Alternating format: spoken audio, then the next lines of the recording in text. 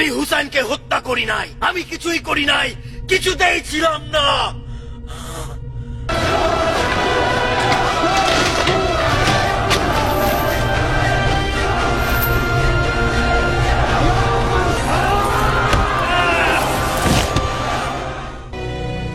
তুই বড় একটা কাজের দায়িত্বপ্রাপ্ত হবি। তুই মারজানের পুত্রকে হত্যা করবি, ওর চেহারা পা দিয়ে থেতলে দিবি। ওই সময় তোর পায়ের নিচে থাকা বিপজ্জনক কূপ থেকে সতর্ক থাকিস। তোকে জাহান্নাম পর্যন্ত টেনে নিয়ে যাবার সম্ভাবনা আছে।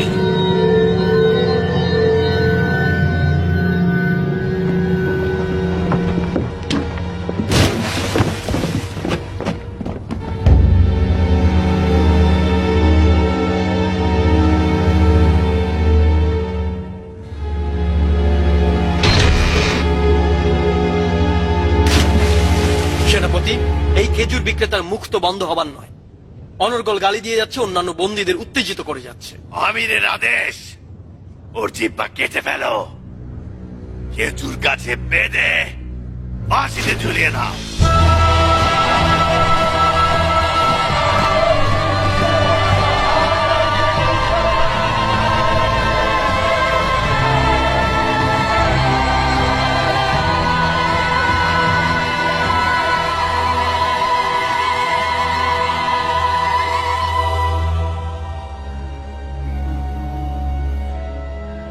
আমি বড় কোনো কাজের জন্য দায়িত্বপ্রাপ্ত হব।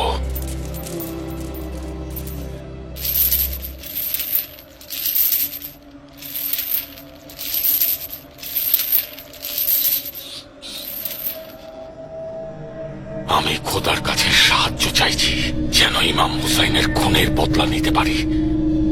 আমি এই আশা পূরণের জন্য বেঁচে রয়েছি। খোদার কসম, ইমাম হোসেনের হত্যাকারী যদি দিনে 1000 বার তওবা করে, তবু এই হারামজাদাকে আমি কোনোদিনও ক্ষমা করব না। যদি নিরাপত্তা দেই খোদা যেন আমাকে জাহান্নামের সর্বনিম্ন স্তরে নিক্ষেপ করে, তাও আমি এই দোজখে যেতে রাজি আছি। মুক্তার, মেইসাম ভবিষ্যৎ দ্রষ্টা ছিল আবু ইসহাক। মেইসাম তোকে বড় কাজের সুসংবাদ দিয়েছে, বিপদ থেকেও তোকে সাবধান হতে বলেছে। হুসাইনের হত্যাকারীদের প্রতিশোধ নে, কিন্তু নিজের জন্য নয় মুক্তার।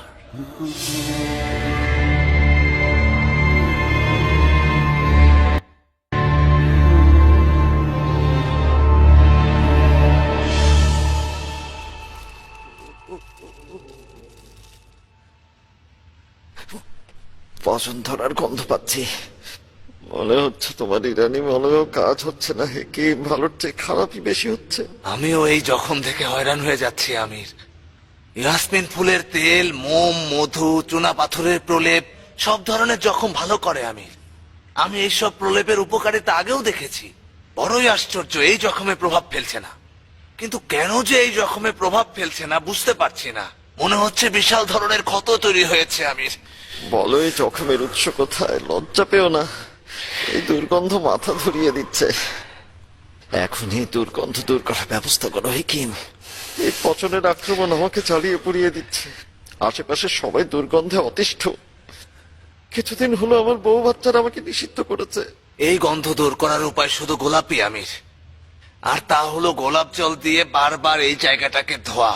ধুয়ে ফেলো, ধুয়ে ফেলো, যা কিছু পারো করো, দুর্গন্ধ দূর করো। আহ আহ আহ আহ মৃত্যু কতই না বড় নেয়ামত। ব্যথায় আমার সমস্ত শরীর গিলে ফেলছে। মনে হচ্ছে চোখের মণিতে কেউ সুই দিয়ে আঘাত করছে। মাথার মধ্যে কেউ যেন তীর নিক্ষেপ করছে।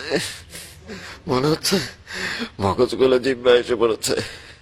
এই যখন মামুলি নয়, গায়ে ভীতি, গায়ে ভীতি। আপনি তো এসবে বিশ্বাসী ছিলেন না। আমি হলাম মাকাল, আমিও তোর মতো কুসংস্কারে বিশ্বাসী হয়ে গেলাম।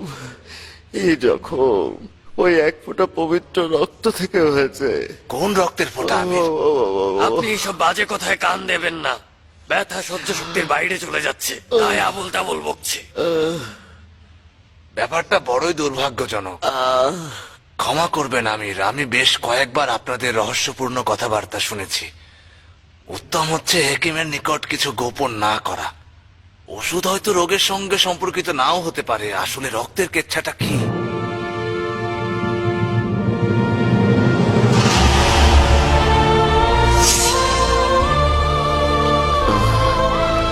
শোনো হেকিম,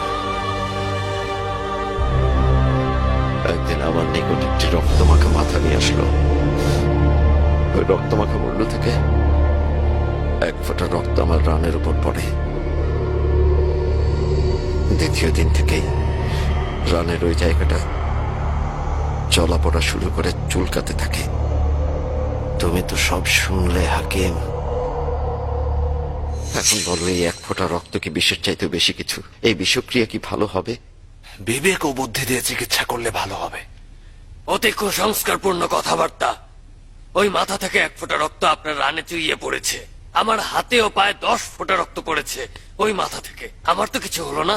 এই কুসংস্কারের কথা তো তুই আমাকে বলেছিলি, এখন কিনা তুই সেটা ভুলে গেলি? অভিশাপ ওইসব কথাবার্তায় আমি এখনো বিশ্বাস করি যে এই জখম চোখ লাগার কারণে হয়েছে। আপনাকে চোখ মারা হয়েছে। আপনার বিজয়ে কেউ হিংসে করে এই কাজ করেছে। বিশেষ করে কুফায় ঘটে যাওয়া সর্বশেষ ঘটনাগুলো হিংসুকদের মনে বড় আঘাত করেছে। এই চোখ লাগার ওষুধ হচ্ছে দোয়া। সম্ভবত জাদু টোনা দিয়ে একটা তেলেসমাতিও দেখানো যেতে পারে। এইসব বানানো কাহিনী বিশ্বাস করো হেকিম। ভেষজ চিকিৎসার কিছু রীতিনীতি আছে আমির। জাদু টোনা মন্ত্র এগুলো সবকিছুই ভাওতাবাজি, যা আমাদের এই চারপাশের মূর্খ সমাজ তৈরি করেছে। ভেষজ চিকিৎসা বিজ্ঞানের প্রতিটি রোগের একটা কারণ থাকবে, প্রতিটি কারণের আবার ঔষধও থাকবে। কারণ খুঁজে পেলে রোগ সারানো সহজ হয়ে যায়। ওজো, কারণ খুঁজে বের করো। ভয় পাচ্ছি হয়তো সবশেষে এই জখম আমার হাড় পর্যন্ত পৌঁছে হাড় পচিয়ে ফেলে। জায়েদে ইবনে কাদ্দামে, তুমি আমার নিকট বিশ্বস্ত লোক। তোমার আর মুক্তারের হিসাব সম্পূর্ণ ভিন্ন। তোমাকে উপদেষ্টা পরিষদে চেয়েছিলাম, খলিফার হুকুমতকে সাহায্য করার জন্য চেয়েছিলাম। প্রতিটা মুসলমানের শরিয়া দায়িত্ব হচ্ছে এটা। আর তুমি তো জানো তোমার চাচাতো ভাই মুক্তার আমাদের কারাগারে বন্দী। তুমি যেমন ভালো করে জানো, আমিও ভালো করে জানি যে মুক্তার জিন্দা থাকা মানে হচ্ছে খলিফার দৌলতে গোপনে লুকিয়ে থাকা বিপদ। গুপ্তচরদের দেয়া তথ্য অনুযায়ী মুক্তার সাকাফি গোত্রে বেদুইনদের মধ্যে ও ইরানিদের মধ্যে বিশাল একটা জায়গা দখল করে আছে। তোমার কাছে চাইছি তুমি এই সব কিছু নষ্ট করে দেবে। সাকাফি গোত্র সম্পর্কে নিশ্চিন্ত থাকুন আমির। সাকাফিরা কুফায় যেমন কুদরতের অধিকারী হয়, কিন্তু রাজনীতিতে তেমন দক্ষ নয়। তারা বেশিরভাগ ওই জমি জমা আর কৃষি কাজকর্ম নিয়েই ব্যস্ত থাকে। মুখতারকে নিয়ে এদের তেমন মাথা ব্যথা নেই। মুখতারের অধিকাংশ বন্ধুই ইরানি। সাকাফিরা এই কারণেই মুখতারের প্রতি খুবই অসন্তুষ্ট। আমাদের জন্য এটা খুব লজ্জার ব্যাপার যে মুখতার একজন আরব হয়েও ওই ইরানিদের সঙ্গে বন্ধুত্ব বজায় রেখেছে। আমরা ওকে অনেক ফেরানোর চেষ্টা করেছি, কিন্তু পারিনি। বেদুইনরা তো মুক্তারের সাথে ঐক্যবদ্ধ, তাই না? বেদুইনরা তেমন বিপজ্জনক নয়। অধিকাংশই এরা মরুভূমিতে বাস করে। এদের বাড়িঘর ভাসমান। কুফায় তারা বছরে 1 থেকে 2 মাস বসবাস করে। হ্যাঁ, কিন্তু মুক্তারের এই সৈন্য সামন্ত সম্পর্কে উদাসীন থাকলে তো চলবে না। একটা কথা মনে রাখবে, মুক্তার জিন্দা থাকলে এই বাহিনী আমাদের যে কোনো বিপদ ঘটাতে পারে। শুধুমাত্র মুক্তারের মৃত্যু এদেরকে দমিয়ে রাখতে পারে। আমি আমিরের হুকুম যথাযথভাবে মেনে নিচ্ছি। নিঃসন্দেহে আপনি হুকুমতের নিরাপত্তা সম্পর্কে আমার থেকে অধিক অভিজ্ঞ। আপনি যা কিছু ভালো মনে করবেন সে ব্যাপারেই আপনি আমাদের আদেশ দিন। মুখতার আপনার থাবার মধ্যে রয়েছে, তাকে চিরতরে শেষ করে দিতে পারেন। তুমি ওকে হত্যা করবে, এটাই আমার ইচ্ছা। এটা কি বললেন আমির? মুক্তারকে হত্যা করবে? আমি ওকে হত্যা করব? চাচাতো ভাইকে? খলিফার নিরাপত্তা নিশ্চিত করতে এটা করবেই মুসলমান। তোমার আকাম মর্যাদা তো পাবেই, তাছাড়া আমরাও তোমাকে রাজ্য আর স্বর্ণ থেকে কখনোই বঞ্চিত করব না। যা কিছু চাও সব পাবে। আমি কেন আমির? গুপ্তচরদের কিছু দিনার দিলেই তোরা মুক্তারকে হত্যা করে ফেলবে। মুক্তারকে হত্যা করাটা আমার জন্য লজ্জার ব্যাপার। যতদিন জিন্দা থাকবো লোকে আমাকে মন্দ বলবে। কাউকে কিছু বলে তো মুক্তারকে হত্যা করবে না। তোমার আর আমার মধ্যে গোপন ব্যাপার এটা। চাচাতো ভাইকে দেখার উদ্দেশ্যে হাজতে যাবে, হাজতিতে দেখাবে ওর জন্য মলম নিয়ে এসেছো, মলম মুক্তারের চোখে মেখে দেবে, বলবে এই মলমে চোখ তাড়াতাড়ি সুস্থ হয়ে যাবে। হাল হকিকত জিজ্ঞেস করবে। মলমে ভয়ানক রকমের বিষ মেশানো থাকবে। বিষ নিজে মুক্তারকে হত্যা করবে। আমার আমির, এই কাজ তো কারো জন্যই তেমন কঠিন কিছু না। আমাকে ছাড়াও এটা অনেকেই করতে পারবে। কেউ যদি থাকতো তাহলে তোমার কাছে ধর্ণা দিতাম না। মুক্তার সবাইকে ও সবকিছুতে সন্দেহ করে। ওর জন্য ওষুধপত্র যা কিছু পাঠিয়েছি ফিরিয়ে দিয়েছে। ও বুঝতে পেরেছে ওকে হত্যা করব, কিন্তু যেহেতু বিন হরাইসকে কথা দিয়েছি তাই হত্যা করতে পারছি না। বিন হরাইস আমাদের অনেক কাজে লাগবে, অনেক খেদমত করেছে, আরো করবে। ওকে আমি নিরাশ ও হতাশ করতে চাই না, তাই মুক্তারের কাছের কাউকে বেছে নিলাম। তোমার থেকে উত্তম কে হতে পারে? তুমি দুই পক্ষের কাছে বিশ্বাসী। নিঃসন্দেহে আমরা মিলেমিশে অনেক কাজ করতে পারবো, একে অপরকে সাহায্য করতে পারবো।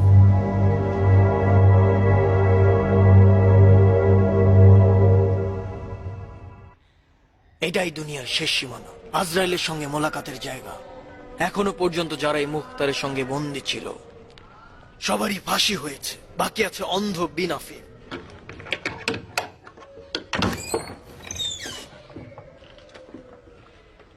মুখতার ওঠো, মেহমান এসেছে।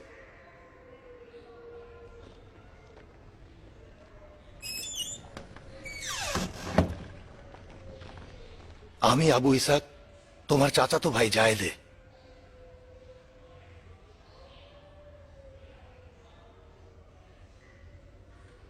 জায়েদে, দুনিয়ার এই শেষ সীমান্তে কি করতে এসেছে তুমি? আজ আমি তোমার জীবন বাঁচাতে এসেছি ভাই। খোদার কসম লাগে তোমার জেদটা একটু কমাও। শুধু একটা শব্দ বলবে, যা দিয়ে কবর পর্যন্ত মুক্তি পাবে। খোদার কসম, তুমি যদি আমিরের কাছে মাপ চাও তাহলে তোমাকে আমি এখান থেকে মুক্ত করে নিয়ে যেতে পারবো। তাহলে আমার চাচাতো ভাই জায়েদেও কোনো কারণ ছাড়া আমার কাছে আসেনি। শুক্রিয়া যে আমাকে স্মরণ করেছ, কিন্তু এই গোরস্থানেরও তোমার চেয়ে বেশি সম্মান রয়েছে। আবু ইসাক, বিশ্বাস করো, তওবা ও পাপ স্বীকার না করলে আমির তোমাকে হত্যা করবে। খোদার কসম, আমি ওকে হত্যা করে পা দিয়ে চেহারা দুমড়ে মুচড়ে দেব। বড়ই আজব, ডান্ডা বেড়ি পরেও ঘাড় মোটা করে কথা বলিস আবু ইসাক।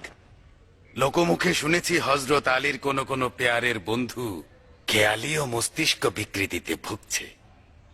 এখন বিশ্বাস হলো। খুব শান্তি দোসামা। আজকে যা শুনলে কানের মধ্যে জমা করে রাখো। একদিন খোদার এই মুজিজা আমি তোমাকে দেখাবো। তোমার চোখের জখমের জন্য মলম এনেছি আবু ইসাক। আমার অন্তরের জখমের জন্য যদি মলম আনতে। এসব বাঁকা কথা বন্ধ করো। ওসামা সাক্ষী ছিল, ও দেখেছে এই মলম আনতে কতটা ভোগান্তি পোহাতে হয়েছে। অনেক কষ্ট করেছো চাচাতো ভাই। এই চোখের জখম আমার একাকিত্বের সঙ্গী। আমরা একে অপরের বন্ধু। ও ধৈর্য সহকারে আমার গোপনীয়তা ধারণ করে। ওর উপস্থিতি আমাকে প্রতিশোধে উৎসাহ দেয়। চলে যাও, তোমার এই মলমের কোনো দরকার নেই। অনেক আশা করে এসেছিলাম যে তোমার খেদমত করতে পারবো। তুমি আমার সেই আশাকে অস্বীকার করলে ভাই। তোর এই অসৎ উদ্দেশ্য নিয়ে দূর হবে এবার মুসলমান। পুত্র বিক্রেতা মজদুর। কি করছো? পাগল হয়ে গেল নাকি? বন্ধ হয়ে গেল তো। তোকে আমার মুসাফিরকে পত্র লিখবি। তার স্বামীকে যেন বলে ইয়াজিদের নিকট পত্র লেখে এবং আমার মুক্তি চায়। হত্যা করবো তোকে, হত্যা করবো। নিজেকে বিক্রি করে দিয়েছিস। মুখতার আবার মাতাল হলি নাকি? ওকে ছেড়ে দে। এই অন্ধকার কারাগার তোকে মানুষ করেনি। আফসোস, তোকে না মারার যদি আদেশ না থাকতো তাহলে আমি তোর ঘাড় ভেঙে ফেলতাম। তোর সঙ্গে দেখা করাই ভুল হয়েছে। আমি আহম্মক বলেই তোর মতো অকৃতজ্ঞকে দয়া করতে এসেছিলাম। তুই জিন্দা কবরে যাবি। তার আগ পর্যন্ত এখানে পচে গলে মর, ধ্বংস হ তুই।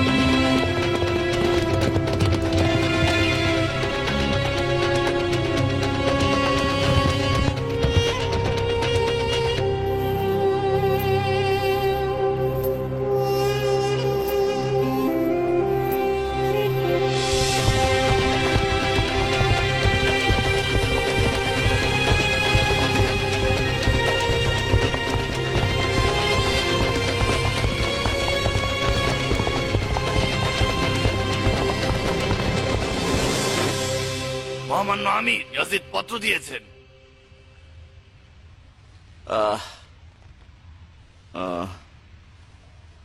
কেউ চিরস্থায়ী নয় মুসলমান, ভয়ঙ্কর তুফানও যাকে টলাতে পারে না। এক ফোঁটা রক্ত তার পায়ে পচন ধরিয়েছে।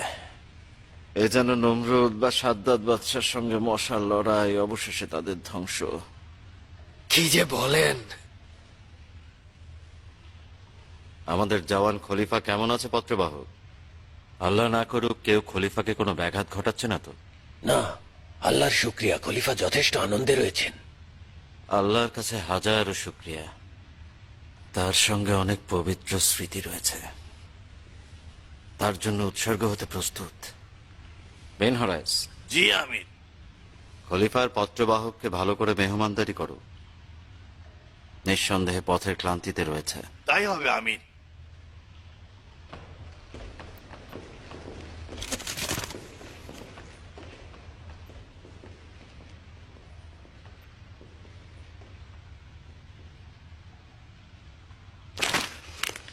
থুথু মারি এই মূর্খতার বোকামির মুখে।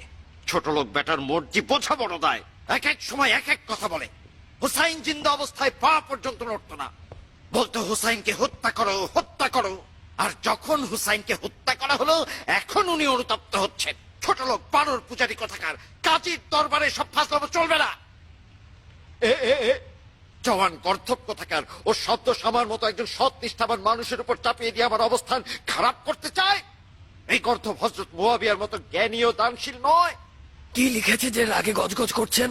কে লিখেছে? নিজের কতলের হুকুমদাতাকে নিজের নালায়েক হাতে মুক্তির সিলমোহর দিয়েছে। লিখেছে কোনরূপ ঝামেলা ছাড়াই যেন মুক্তার সাকাফিকে কারাগার থেকে মুক্তি দেয়া হয়। কেননা ওমর ইবনে খাত্তাবের পুত্র সাক্ষ্য দিয়েছে মুক্তার কুফার ঘটনায় কোনো হস্তক্ষেপ করে নাই। ও একটা ধোঁকা খাওয়া ঘোড়া। দ্বিতীয় খলিফার পুত্র হচ্ছে মুক্তারের বোন জামাই। মুসলিম ওর পক্ষের লোক ছিল, বিরোধী ছিল না। মুক্তার অবশ্যই ওর বোনের কাছে সাহায্য চেয়েছে। বোন ও বোকার স্বামীটাকে কিছু মিথ্যা তথ্য দিয়ে পোষ মানিয়ে ফেলেছে, কিছুটা হুমকি ধামকিও দিয়েছে যেন এজিদের কাছে পত্র লেখে এবং মুক্তারের জন্য তদবির করে, যেন মুক্তারকে এই মুহূর্তে ছেড়ে দেয়া হয়। থুতু মারি এই সন্তানের পিতার কবরে। কেন এত উত্তেজিত হচ্ছেন? ঠিক আছে, আপনিও খলিফাকে পত্র লিখুন এবং তাকে মূল ঘটনা বুঝিয়ে বলুন। হবে না মাকাল, হবে না। হুসাইনের ঘটনায় ভীত হয়ে পড়েছে। এখন সব ঘটনার জন্য আমাদের দোষারোপ করছে। আমাদের অনুরোধে কোনো কাজ হবে না। এখন আমাদের প্রশ্নের উত্তর না দিয়ে নতুন নতুন উদ্ভট বাহানা তৈরি করবে। বেশ কয়েকবার লিখেছি এই শহরের হুকুমত সাদের পুত্রকে দেয়া হোক, কই দিয়েছে? এই ছেলেটা কি কম খেদমত করেছে কারবালার? ও তো পাগল হয়ে গেছে, আজকালের পার্থক্য ভুলে গেছে।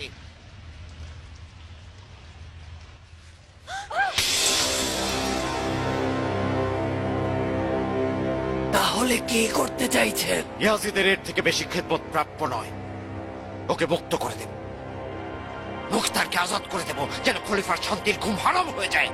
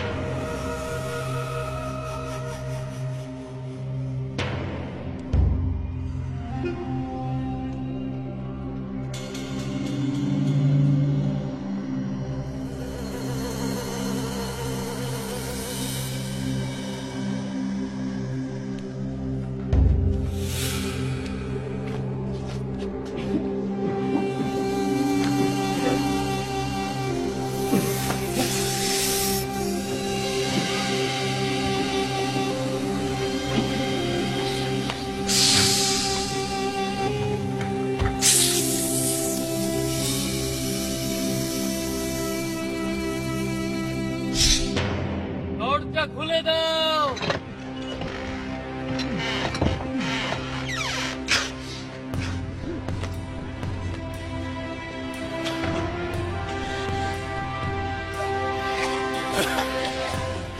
তোকে জীবিত দেখে ভালো লাগছে মুক্তার।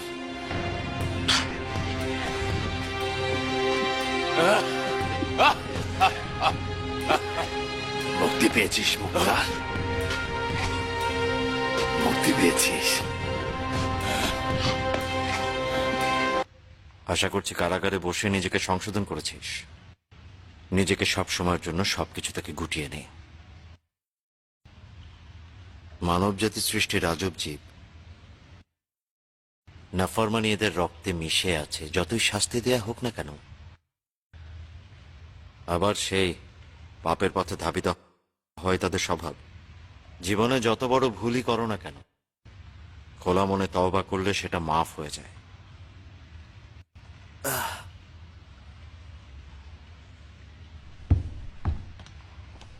খলিফার উপরে একজনের আসর পড়েছে।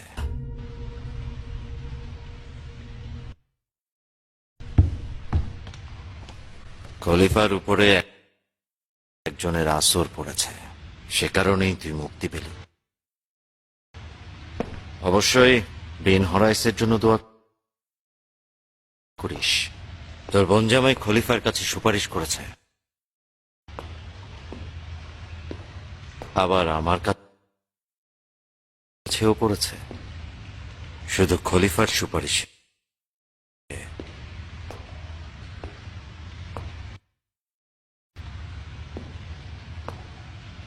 তুই মুক্ত মুক্তার, মুক্ত মুক্ত, কেবল এক শর্তে, কুফায় থাকা যাবে না। 3 দিন সময় দিলাম, কুফা থেকে চলে যাবি। 4র্থ দিন তোকে কুফায় দেখা গেলে দায়িত্ব তোর নিজের, বেরিয়ে যা।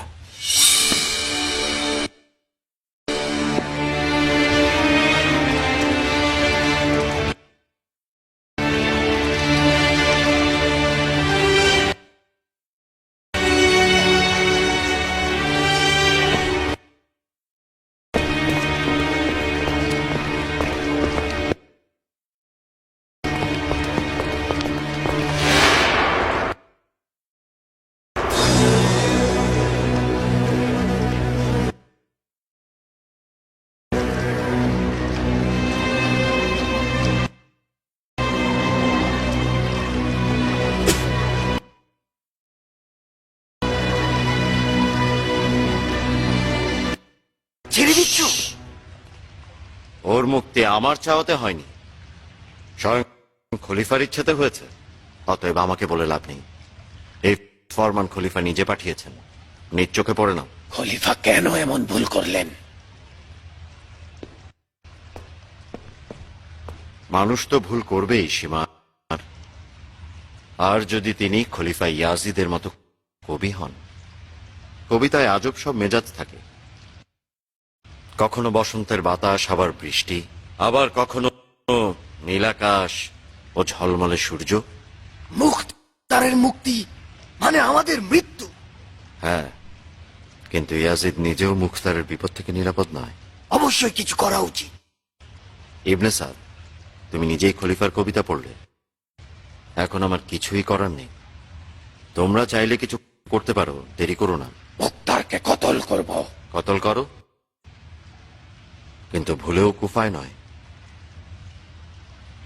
আমি ওকে 3 দিন সময় দিয়েছি যেন কুফা থেকে চলে যায়। যদি কুফায় থাকে এবং সময় শেষ হওয়ার পূর্বে ওকে হত্যা করো, তবে বাধ্য হয়ে খলিফার ফরমানে খুনের বদলা নিতে মোটেও পিছপা হব না। অপেক্ষা করো যেন কুফা থেকে বের হয়ে যায়। কুফা থেকে চলে যাওয়ার পরে আমার কোনো দায়িত্ব নেই।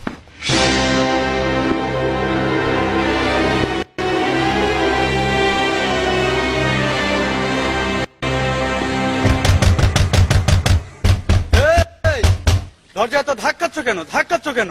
দরজা ভেঙে ফেলছো? নিজের বাড়ি হলে এরকম করতে পারতে।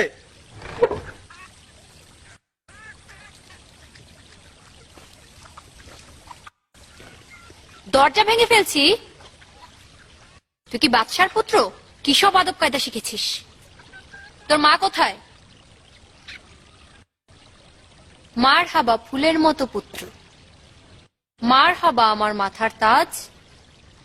মুখ থেকে কথা ফুটতে না ফুটতে এই অবস্থা। আরো বড় হলে কি হবে খোদাই জানে। তুমি কেন এই বাড়ি এবং আমার মায়ের উপর আসর করেছো? ও ও ও কিভাবে কথা বলে! সাপের বিষেও রহমত থাকে। বেহায়া ছেলে কোথাকার! লজ্জা শরম নেই তোর? এখনো ঠোঁটের ওপর ভালো করে গোফ গজায়নি ভাগ্যিস। তারই কোপ গজালে নির্ঘাত ছাপুরে হবি। আমি মুক্তারের পুত্র ফুফুজান, তুমি এটা ভালো করে শুনে রাখো। ভালো ভালো, আমি মুক্তারের পুত্র, ভাবছে আলেকজান্ডারের পুত্র।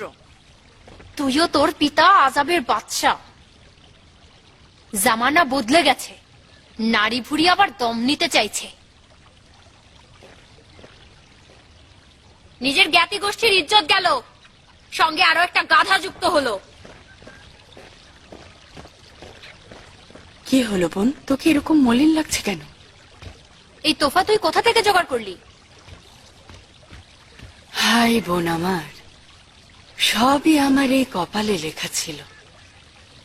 প্রতিদিন একবার এভাবে রাগারাগি করে। মরুভূমিতে কখনো সুগন্ধে ফুল ফোটা সম্ভব নয়, কাটার ঘরেই আগাছা জন্ম নেয়। মুখতার তোর মাথায় এমন কাদামাটি ছড়িয়ে দিয়েছে যে তোর ছেলেটাও ওই রকম হয়েছে।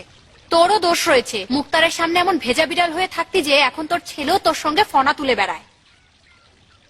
ফনা তোলে না, বাবার জন্য অস্থির থাকে, তাই এরকম করতে থাকে।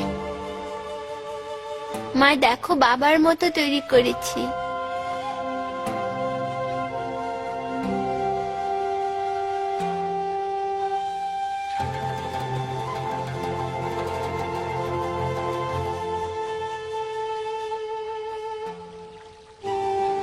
এখন যাও মা, যাও।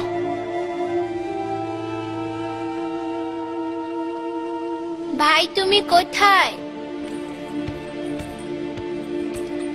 ওমর কেমন আছে জারিয়ে? বাচ্চারা কেমন আছে? সবাই ভালো। তুই নিজে কেমন আছিস?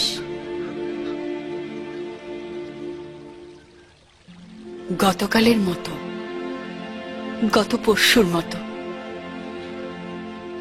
এখনো মুখতারের অনুপস্থিতিতে অভ্যস্ত হয়ে ওঠেনি। যে কোনো শব্দ শুনলেই চমকে চমকে উঠি। ঘুম যেন তোর স্বপ্ন। নিজের মৃত্যু কূপে মুখতারের খণ্ডিত মস্তক দেখতে পাই আমি। তুই কেন নিজে তদবির করছিস না বোন? মুক্তারের উপরের মহলে অসংখ্য পরিচিত ব্যক্তি রয়েছে। তুই কেন ঈর্ষান্বিত নস নাড়িয়ে? তোর সতীনের দিকে একটুখানি নজর দে। দিন রাত মুক্তারের জন্য এখানে ওখানে তদবির করে যাচ্ছে।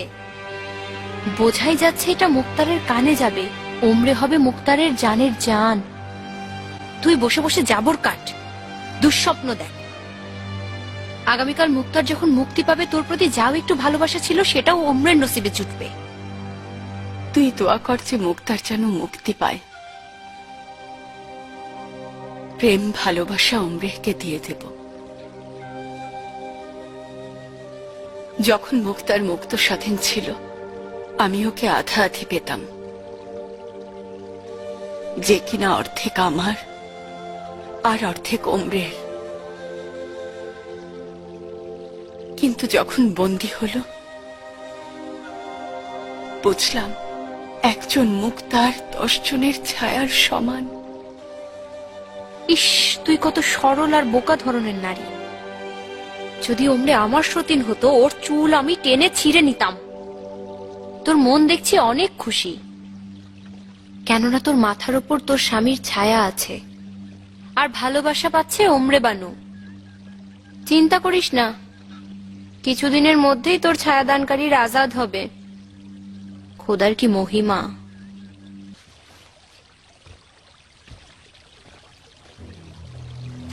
তুই কি কিছু জানিস জারিয়ে? ওমর কিছু একটা বলছিল, তেমন বুঝতে পারিনি।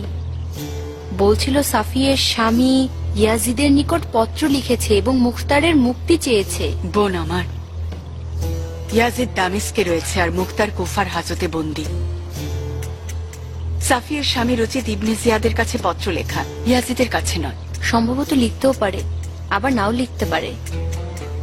ওমর ফিরে আসা পর্যন্ত অপেক্ষা করি। ওর তীক্ষ্ণ কান রয়েছে, অবশ্যই এমন কিছু খবরও জানে যেখানে মুক্তারের মুক্তির খবর রয়েছে।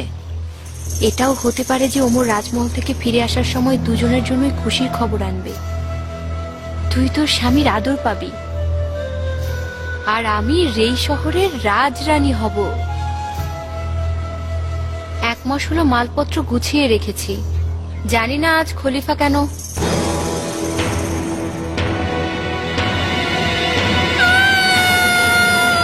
কি হলো জারিয়ে?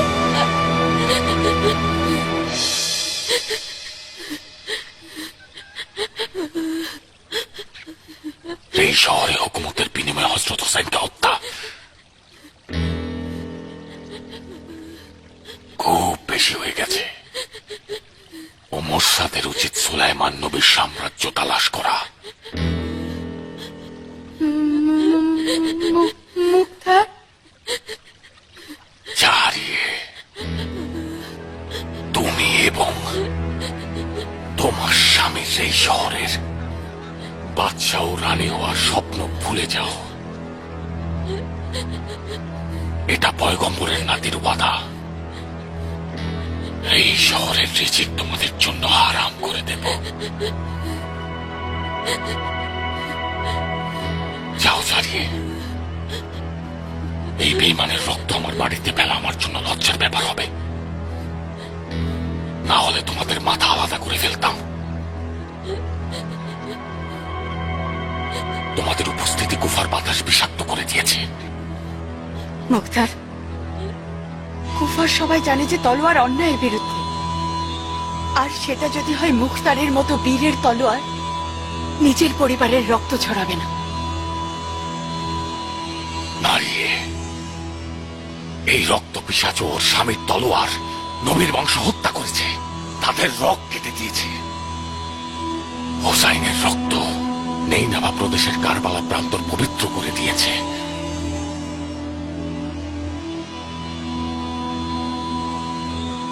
এই শেষবারের মতো দুশ্মন মুক্তারের বাড়িতে পা রেখেছে।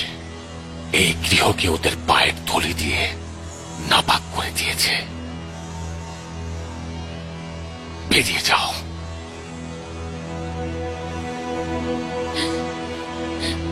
হাজতে গিয়ে আরো ভয়ঙ্কর হয়ে গেছে। আল্লাহ যেন মরণ নেক রেখে ওই বদ আখলাকের মতো ভাই না জোটায়।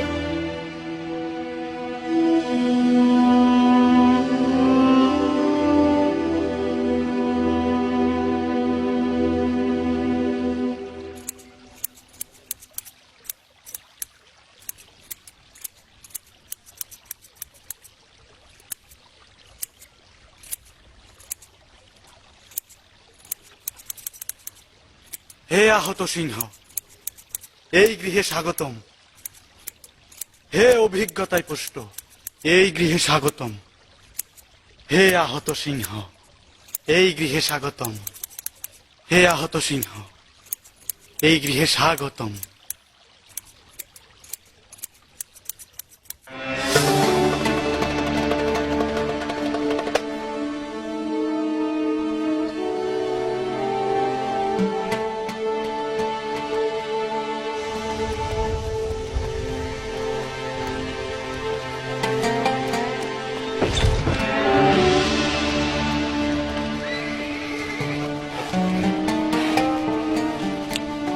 এই হচ্ছে আপনার নাচে গানে পারদর্শী নর্তকীরা। এই হুড়পড়িদের ডানায় চড়ে যত খুশি পান করুন। এসো এসো, জাদুর পাখাগুলো মেলে দাও, জাদুর চোখে ভেলকে দেখাও, নাচ শুরু করে দাও কোমর দুলিয়ে, আমিরের দুঃখ ব্যথা বেদনা ভুলিয়ে দাও, নাচো মাস্তি করো, আমির তোমাদের বকশিস দিয়ে খুশি করে দেবেন। আমি রূপনগরের রাজকন্যা, রূপের জাদু এনেছি, ইরান তুরান পার হয়ে আজ তোমার। দূর হয়ে যাও ওদেরকে নিয়ে, সামনে থেকে সরে যা হারামজাদা। আমার কাছে নর্তকী নিয়ে এসেছিস, এত বড় সাহস তোকে কে দিয়েছে? আমি দুর্গন্ধ ছড়াচ্ছি না, দুর্গন্ধ ছড়াচ্ছি। ওদের বের করে দে, তুইও বের হয়ে যা। মারবেন না, আমি হারাম, তুই প্রতি রাতে মারবেন না আমায়, ওরা আমাকে ক্ষমা করুন, তাচ্ছিল্য করে, ছেড়ে দিন, খতম করে ফেলবো। বজ্জাত ধোঁকাবাজ, তোকে খতম করে ফেলবো। আমি দুর্গন্ধ ছড়াচ্ছি, তোকে আমি খতম করে ফেলবো। বজ্জাত কোথাকার, খতম করে ফেলবো।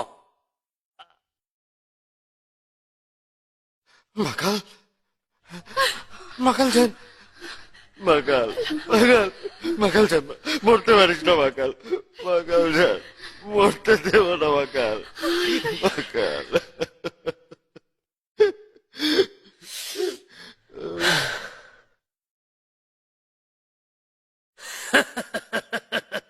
হতচ্ছাড়া ধোঁকাবাজ, বেরিয়ে যায় এখান থেকে। আমির বাবাজি, নিজের পায়ের উপর একটু রহম করুন। আমি রাতের মজলিস থেকে বিরত আছি, বুঝেছিস? আমার মাথা, মাথা, ও,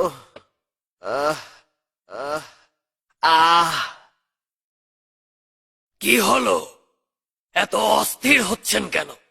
জবানের কসম, জিন দেখলেন নাকি ওই ডাইনিরা বিষ দিয়ে গেল? যেমনটা শুনলি, আমি প্রতিটি মজলিসের পর কেউ যদি আমার অবাধ্য হয়, কথা না শুনে, গর্দান ছিন্ন করে ফেলি। এই নারীদের দৃষ্টি 100 গালি থেকেও নিকৃষ্ট। ওরা এমন ভাবে আমার দিকে তাকায় যেন ময়লা আবর্জনা দেখছে। না, আপনি আসলে ইয়াজিদের কার্যকলাপে বিরক্ত হয়ে পড়েছেন। এখন নিজের অন্তরের যত জ্বালাই মাকালের উপর প্রয়োগ করছেন, তাই না? এই সমস্ত গর্ধব জওয়ানের কার্যকলাপে আমি ক্লান্ত হয়ে গেলাম। হুসেনের ঘটনা নিয়ে আমি বিব্রত, বুঝতে পারছি না কি ভুল করব। একবার এই কাপুরুষের ফেতনায় পড়ে এখন 7 পুরুষ পর্যন্ত পস্তাতে হবে। গর্ধব জওয়ান আমার সামনে দাঁড়ানোর সাহস নেই, সবকিছু অস্বীকার করে চলেছে। এদের আমার সহ্য হয় না, এই ভণ্ডদের মুখে থুতু মারি।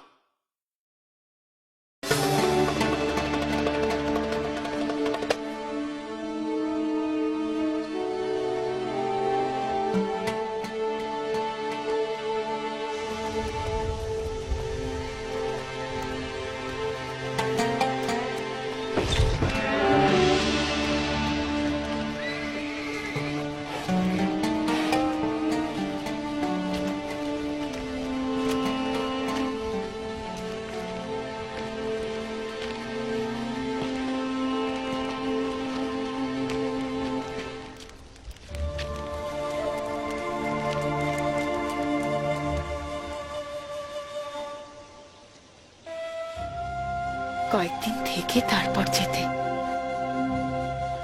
জখমটা শুকাতো। শিখেছি নারী। না বলা মানে কি আব্বাজান?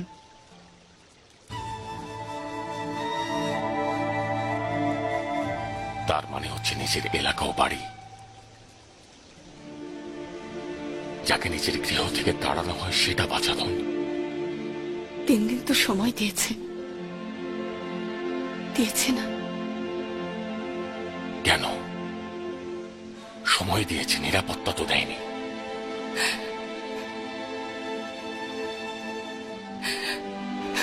নারী, আমার মনে যে আগুন জ্বলছে তা সহজে নিভবে না। নারীর অস্ত্র পুরুষের আগুন নিভিয়ে দেয়।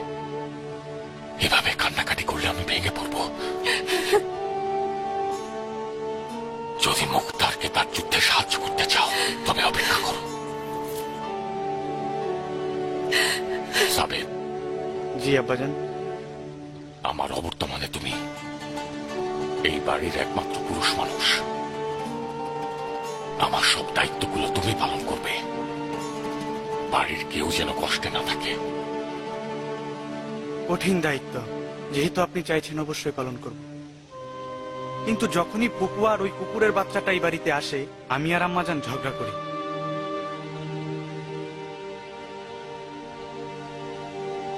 নারী, আমার বোনের সঙ্গে কোনো সম্পর্ক রাখলে আমার সঙ্গে নিমুখারামি করবে। নিজের প্রতি রহম করো। জারিয়ের সাথে যোগাযোগ রাখলে তুমি আমাকে হারাবে।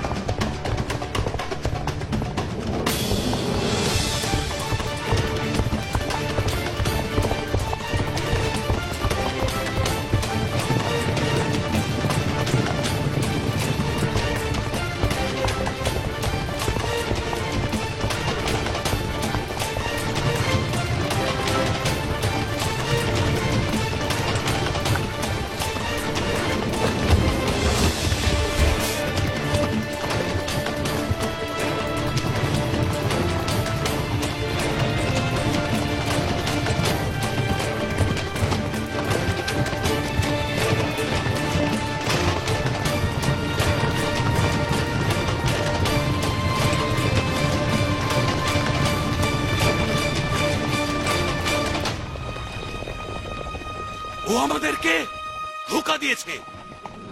এই,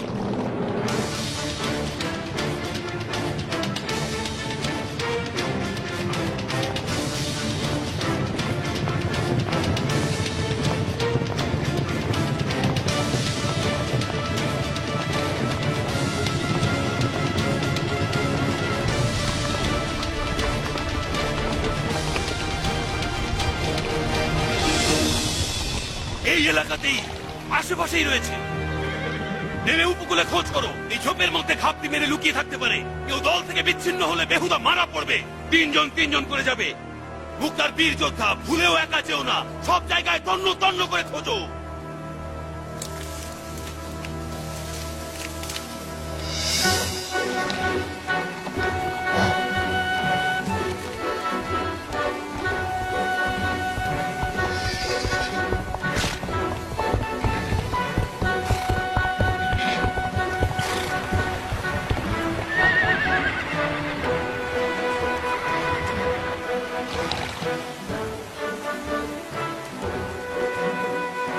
তোর সাওয়ারি কোথায় বন্ধু? আচ্ছা ঠিক আছে, ঠিক আছে, অস্থির হতে হবে না। বুঝতে পেরেছি, আবু ইসহাক বিপদে পড়েছে, তোকে সাহায্যের জন্য পাঠিয়েছে, তাই না?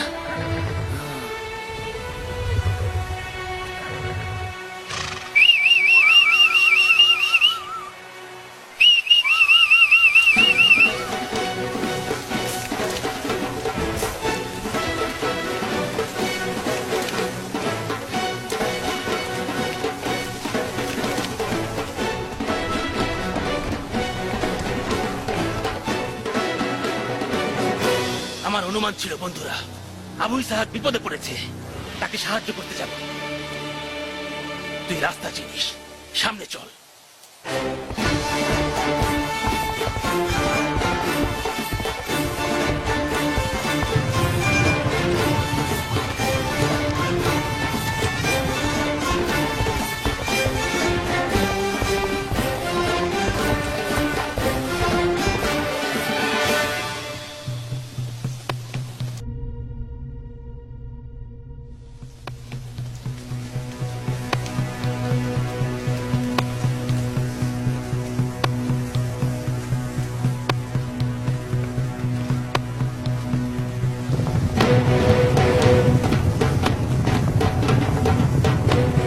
সওয়ারবিহীন ঘোড়া ধোকা ছিল আহাম্মকের দল। কিভাবে বেআক্কেল হলি, রাস্তা বন্ধ করে দিলি না? আমার আক্কেল ছিল, তুমি সিপাহী প্রধান, দেখলাম তো তুমি কোনো কথাই বলছো না। চুপ কর, সবাই রওনা দে তাড়াতাড়ি। জলদি কর, পালানো উচিত। জলদি কর আহাম্মকের দল, দ্রুত পালাতে হবে। জলদি কর, আরো জোরে।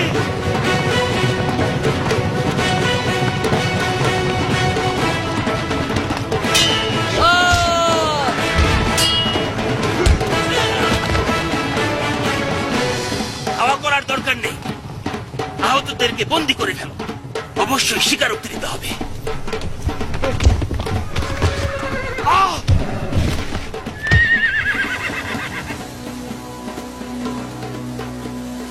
আবু ইসাহাক, তুমি কোথায়? আবু ইসাহাক, আমি কিয়ান।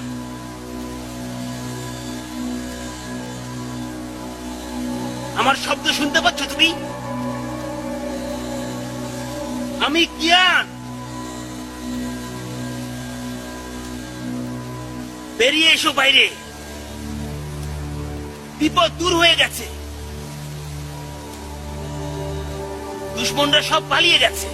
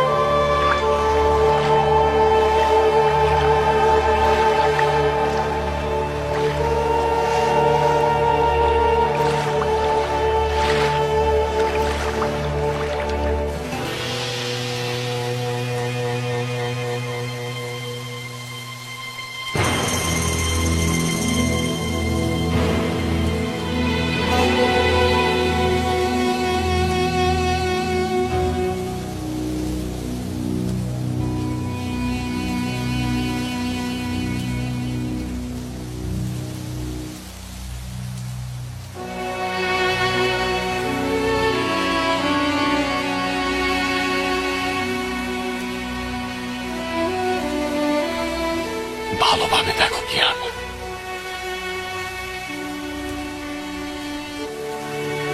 তোমার কল্পনা রুস্তমের মতো লাগছে তো?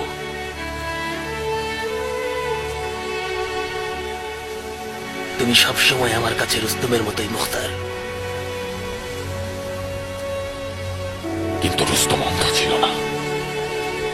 পালোয়ানের গায়ে যে কোনো আঘাতই অলঙ্কার শুরু। এই চেহারায় তোমাকে আরো আকর্ষণীয় লাগছে।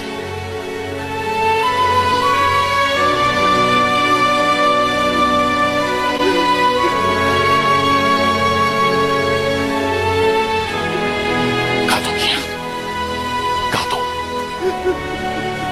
নেই না ভার কারবালার খুনের জন্য অশ্রু রক্ত বর্ষণ করা উচিত। কাঁদো।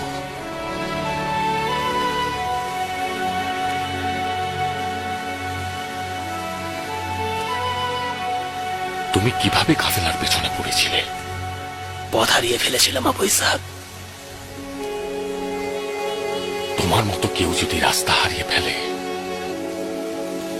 তবে অজানাদের কি হবে? রাস্তা বন্ধ করে দিয়েছিল। সব রকম চেষ্টা করেছি, কিন্তু কোনোভাবেই গন্তব্যে পৌঁছাতে পারিনি। যখন নেইনাভায় পৌঁছালাম, তখন আর সময় ছিল না।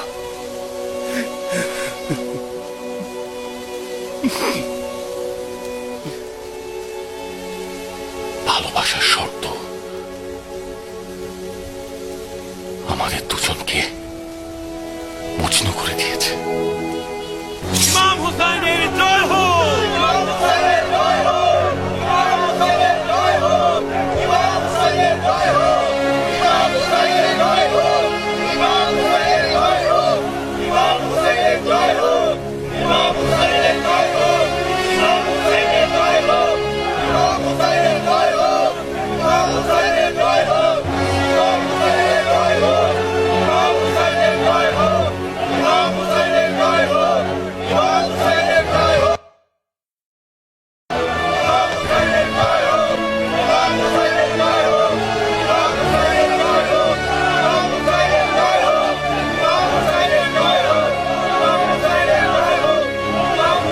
এই স্লোগান তুমি ওদের শিখিয়েছ?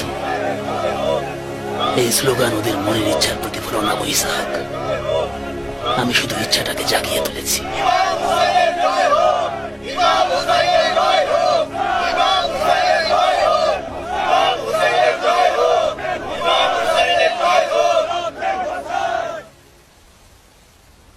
ইয়া আলে সারাত আল হুসাইন, আল্লাহর কসম জেলখানায় দিনরাত এটাই আমার জিকির ছিল। যদি জিন্দা থাকি যে কোনো মূল্যে ইমাম হোসেনের খুনের বদলা নেব। অসাইয়ালামুল লাজিনা জালামু আইয়া মুনকালেবিন ইয়ানকালিবু। এটা আল্লাহর ওয়াদা। খুব দ্রুত জালেমদের কার্যকলাপ জানতে পারে, কিভাবে তারা পদদলিত হবে। আল্লাহ আপনাদের সহায়। খুশামদিদ আবু ইসহাক।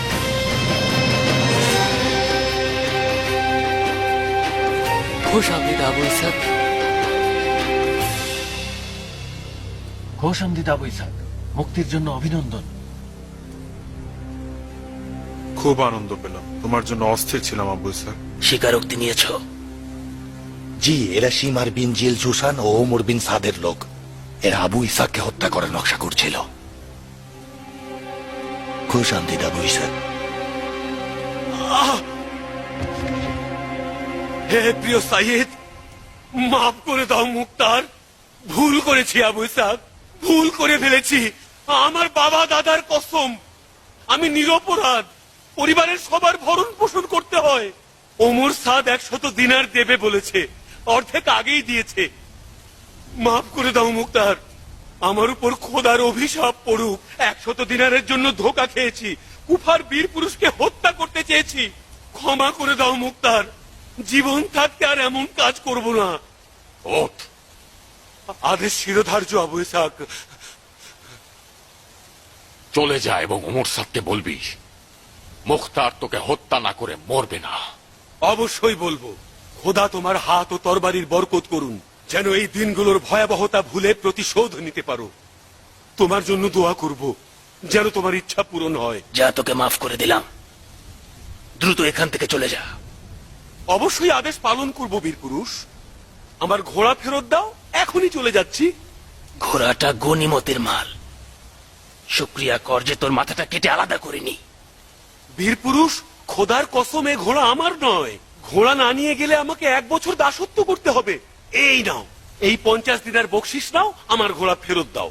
বেহায়া তুই, তোর পেছনে কুকুর না লাগানো পর্যন্ত মনে হয় যাবি না। হে খোদা, আমাকে বাঁচাও।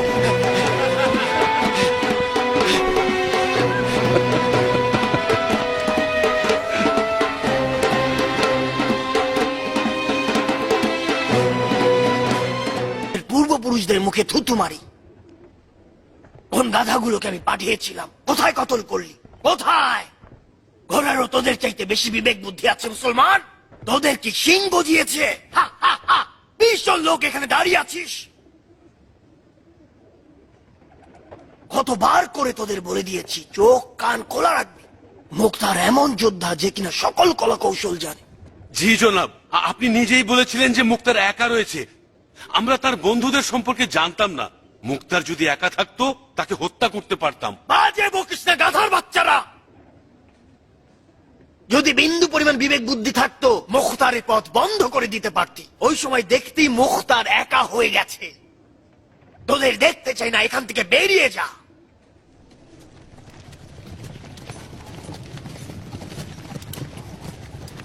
এদের দিয়ে কিছুই হবে না।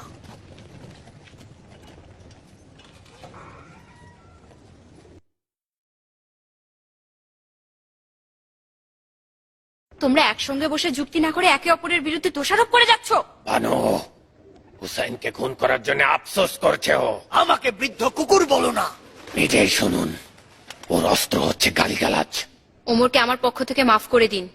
ও এই দিনগুলোতে বদমেজাজ ও আজে বাজে কল্পনা ছাড়া কিছুই করছে না। একবারে বলো আমি পাগল হয়ে গেছি। পাগল না হলে সীমারের বিরোধিতা করতে না। তুমিও সীমার একে অপরের সঙ্গী, একসাথে থাকলে বিজয়ী হবে। এই শহরের হুকুমত নিয়ে কি খেলা চলছে? ওরা ইচ্ছে করে কষ্ট দিচ্ছে। তাহলে তুমি শুধু বেহুদা কথাই বলো না, সঙ্গে স্মরণ শক্তিও গেছে। তুমি না কুফার সেনাবাহিনীর প্রধান? প্রতিজ্ঞা করণীর এই শহরে বিজয়ের বেশে প্রবেশ করবে। কুফার সেনাবাহিনী, হা! কুফার লস্করেরা ইবনে জিয়াদের কথা ছাড়া এক পাও নড়ে না। গর্ধব, ভেবেছিস আমি এখনো কি কারণে কুফায় রয়েছি? ওরা আমার হাতে থাকলে এখন এই শহরে আমি ঘোড়া চড়িয়ে বেড়াতাম, বুঝলি? ওমরের হক রয়েছে সীমার। কুফার সেনাবাহিনী ওমরের হাতে থাকলে কোনো চিন্তাই ছিল না। আমার মনে হয় এই শহরের হুকুমত একটা ধোঁকাবাজি ছিল, যেন আমি হুসাইনের বিরুদ্ধে যুদ্ধ করি।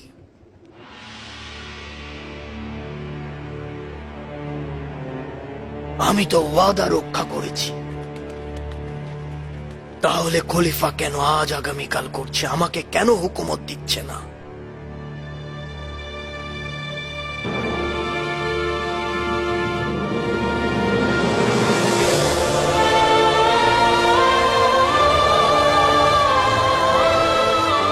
এই শহরের গম আমার খাওয়া হবে না।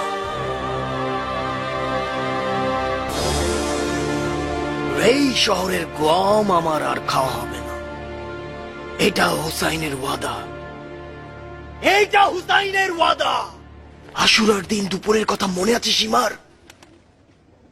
মনে আছে হুসাইন আমাদের কি ওয়াদা দিয়েছিল?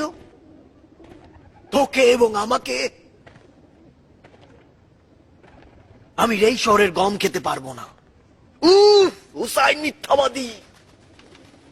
মিথ্যাবাদী নয় সীমার, নতুন করে হলো এটা সত্য হবে। আমি তো সেখানে গম খেতে যাচ্ছি না। রাজমহলের গল্প আমার জন্য শেষ হয়ে গেছে, তাই না? জবের রুটি খাবো। জবের রুটি পেটে কোনো ক্ষতি করে না। শান্ত হও ওমর, শান্ত হও। এই ভীরু মন নিয়ে মুক্তারকে আর ভয় পেয়ে লাভ নেই। এই ভয়ে শেষ পর্যন্ত তুমি কবরে যাবে। শান্ত হও। ওমর, কুসংস্কার ভুলে যাও। খোদার সন্তুষ্টির আশা ছেড়ো না। হুসাইনের কথা কোনো আসমানি বাণী নয়। উঠোন ছোট দেখে অন্ধকারে তীর নিক্ষেপ করেছে, যাতে আমরা ভয় পাই এবং হতাশ হয়ে যাই। হুসাইনের ক্ষমতা থাকলে আগে নিজেকে বাঁচাতো। চলো মুক্তারের বিরুদ্ধে একটা কিছু করি। যত বেশি সময় দেব হত্যা করা কঠিন হয়ে যাবে। কুফার লস্করেরা যদি আমাদের হাতে নাও থাকে, মুক্তারকে মারার জন্য আমাদের গোষ্ঠীতে যারা আছে তারাই যথেষ্ট। কিন্তু দেরি করা যাবে না, দ্রুত কিছু করতে হবে। সীমারের হক রয়েছে ওমর। মুরগি খাঁচা থেকে উড়ে গেছে। আবারও ফাঁদ পাতো, নকশা আঁকো, তাকে স্বীকার করো। খোদার কসম, তাকে যদি মুক্ত করে দাও, সে আবারও স্বমহিমায় হাজির হবে আর আমাদের সবাইকে হত্যা করবে।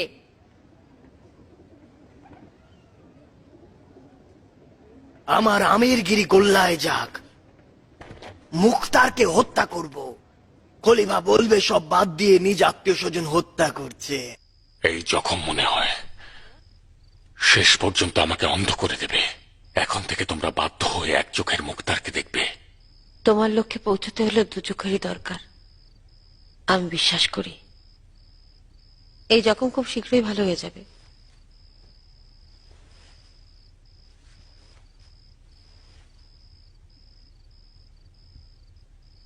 তোমার কি মনে আছে যেদিন তোমাকে বিবাহ করতে গিয়েছিলাম কি জিজ্ঞেস করেছিলাম? জি, জিজ্ঞেস করেছিলে কেন এত সব আমি রোমরা শাহজাদা থাকতে? আমি তোমার মতো একজন কৃষকের বউ হতে চাই।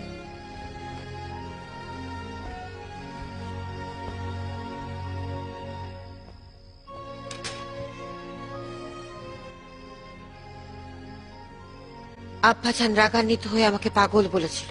তুই পাগল ওমরে, এত সব আমি রোমরা তোকে পেতে চাই, তুই কিনা এমন একজন কৃষককে বেছে নিয়েছিস যার শরীর থেকে ঘাস ও কাদামাটির দুর্গন্ধ আসে। জানো, আমার আর অন্যান্য মেয়েদের মধ্যে পার্থক্য হচ্ছে এই যে তারা শুধু একজন স্বামী চেয়েছে আর আমি চেয়েছি বন্ধু। তারা শুধু একসঙ্গে ঘুমোতে চেয়েছে আর আমি চেয়েছি একজন সফর সঙ্গী। আমি একজন পীর চেয়েছিলাম যার মুরিদ হব। যে পীর হযরত আলীর আশিক, তাকে চিনেছি। তোমার চোখের ঝলক বাহানা ছিল, ওই চোখের কসম প্রিয় স্বামী।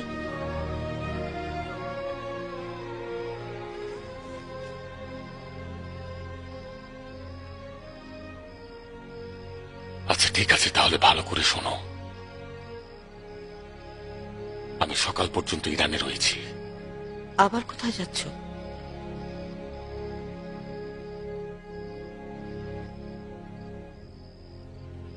আমার গোপন রহস্য শুধু তোমাকে বলছি ওমরে। পবিত্র মক্কায় যাব। তাহলে পবিত্র পথের বন্ধুকে নিয়ে যাও। তুমি নিশ্চয় একা সফর করতে চাইছো না? আমি একা নই, তুমি আমার মনেই রয়েছ। যদি তোমার সঙ্গে থাকতে পারতাম। ওমরে, ওমর শাহ দোষীমারের মতো বদমাশ আমার পথে গুপ্তচর নিয়োগ দিয়ে রেখেছে। তুমি সঙ্গে থাকলে ওদের ফাঁদ থেকে পালানো মুশকিল হবে। তুমি জেলখানার কঠিন দিনগুলোর কথা ও মেইসাম তাম্মারের ওয়াদার কথা বলেছিলে। তাহলে অভ্যুত্থানে কি হবে? কুফা থেকে চলে গেলে কিভাবে তা সম্ভব? বর্তমানের পরিস্থিতি অভ্যুত্থানের জন্য উপযুক্ত নয় ওমরে। এই অভ্যুত্থানের জন্য কম হলেও 1-2 বছর অপেক্ষা করতে হবে। শুনেছি আব্দুল্লাহ ইবনে জুবায়েরের বংশধরগণ ইয়াজিদের বিরুদ্ধে রুখে দাঁড়িয়েছে। তার বিরুদ্ধে সবসময় যুদ্ধ করে চলছে। কিছুদিন মক্কায় থাকবো, যদি সম্ভব হয় তাদের সঙ্গে ঐক্যবদ্ধ হব এবং পাপিষ্ট ইয়াজিদকে সমূলে ধ্বংস করব। মক্কার বদলে যদি ইরানে চলে যেতে মুক্তার, তাহলে দ্রুত লক্ষ্যে পৌঁছতে পারতে। ওমরে, এটা তোমার অধিকার। যদি আমি গৃহত্যাগে বাধ্য না হতাম, আমার আত্মাকে জমজমের পবিত্র পানি দ্বারা ধৌত করব।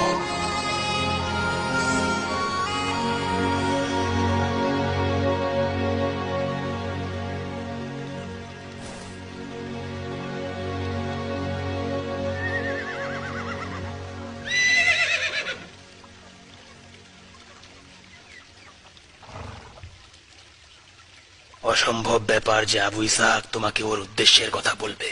তুমি জেরবিকে এখনো চিনতে পারোনি। জেরবিকে না চিনলে তুমি আবু ইসহাককে চিনবে কি করে? আমি আবু ইসহাককে বড় করেছি পালোয়ান, অন্য কেউ নয়। আমার ওর সঙ্গে বাল্যকাল থেকে বন্ধুত্ব জেরবি। তুমি মুক্তারের ভালো বন্ধু। তুমি কি চাও চোখ বন্ধ করে বলবো যে আবু ইসহাক ঘর থেকে বের হয়ে কি করবে? কি করবে? শর্ত রয়েছে পালোয়ান, খরচাপাতি আছে। একবেলা খাবারের শর্তে দেখবে সব জেনে গেছো।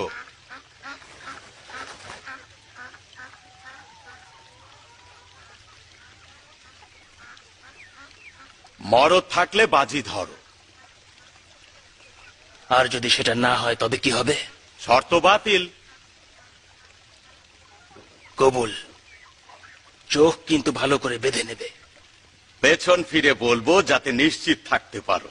সফরের লেবাস গায়ে দিল, সামনে গেল। বানু ওমরের কানে কিছু বলল সে। বানু ওমরের কাছ থেকে বিদায় নিল। দুলদুলের দিকে দৃষ্টি দিল, এরপর আমাদের দিকে আসলো। এরপর বলবে, জেরবি, তোমার ও দুলদুলের জানের কসম। জেরবি, জি? তোমারও দুলদুলের জানের কসম। নিশ্চিত থাকো পালোয়ান, চোখের মনির মতো দেখে রাখবো।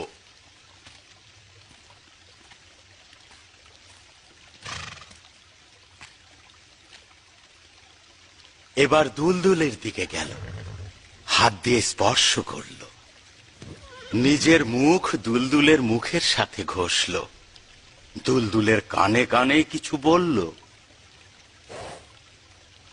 দুলদুলও ওর ঘ্রাণ নিল, দুলদুলকে চুমুও দিল।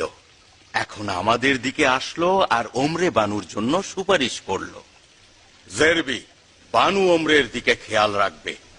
আল্লাহ না করুক যদি জরুরি কিছু প্রয়োজন হয়, মোরগের দুধ থেকে দুষ্প্রাপ্য কোনো জিনিস হয় তাও এনে দেবে। জেরবি, বানু ওমরের দিকে খেয়াল রাখবে। আল্লাহ না করুক যদি জরুরি কিছু প্রয়োজন হয়, সে জিনিস যদি মোরগের দুধ থেকে দুষ্প্রাপ্য কোনো জিনিস হয় তাও এনে দেবে। আল্লাহ চান তো কোন দিকে যাচ্ছ আবু ইসহাক?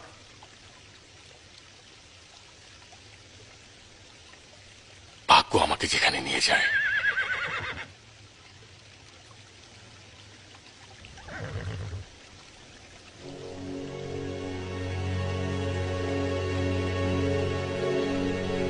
আমি যেখানেই যেভাবেই থাকি না কেন তোমাদেরকে খবর দেব।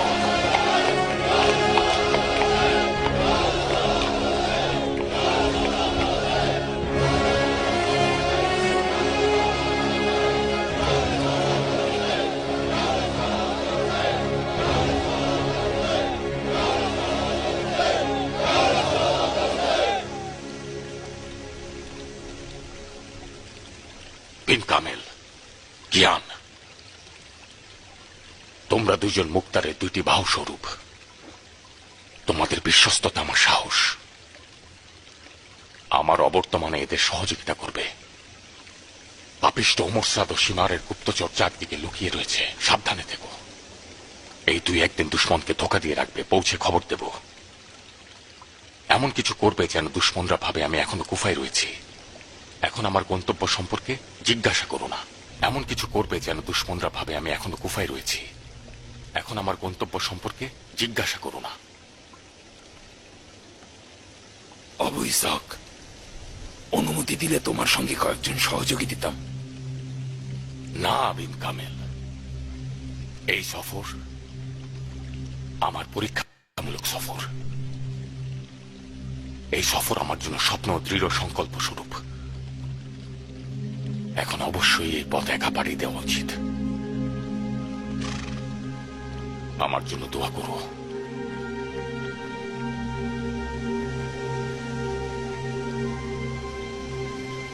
যাও মুক্তার, খোদা নিশ্চয়ই তোমার দিকে রাখবেন।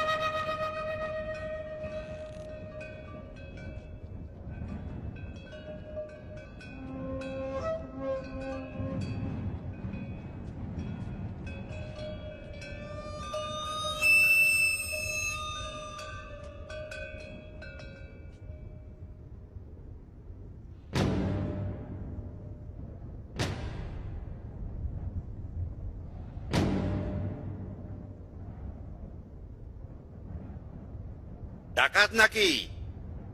না, মুসাফির। কোন দিকে যাচ্ছ? মানে কি? কেননা মৃত্যুকূপের দিকে যাচ্ছ। বাধ্য হয়েছি। মরুভূমি চেনো? তোমাদের মতো অতটা নয়। একটু সামনে গেলে বুঝবে মরুভূমি মানে কি। এই মরুভূমি একা পাড়ি দেওয়া অসম্ভব, তাও আবার তোমার এই বাহন দিয়ে। মরুভূমিতে উট লাগে, এই ঘোড়া নয়। পথের খানা পিনা কোথায়? কিছু রুটি ও পানি রয়েছে।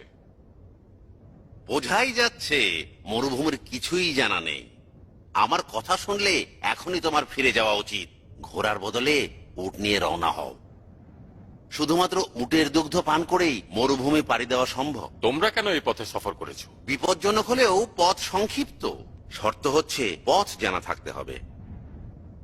নাম, ঠিকানা, কোথায় যাচ্ছ সব গোপন রাখতে চাও? কেন জিজ্ঞেস করছো? তোমার কণ্ঠ বেশ পরিচিত লাগছে।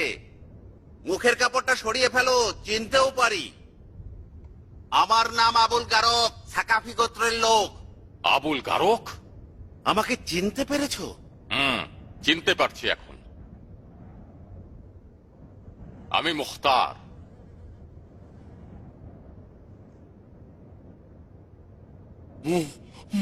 মুখতার?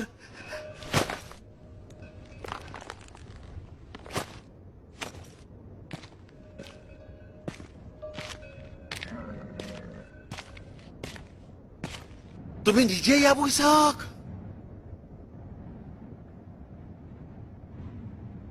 আল্লাহর হিকমত দেখো, এমন জায়গায় দেখা হয়ে গেল জীবনে চিন্তাও করিনি।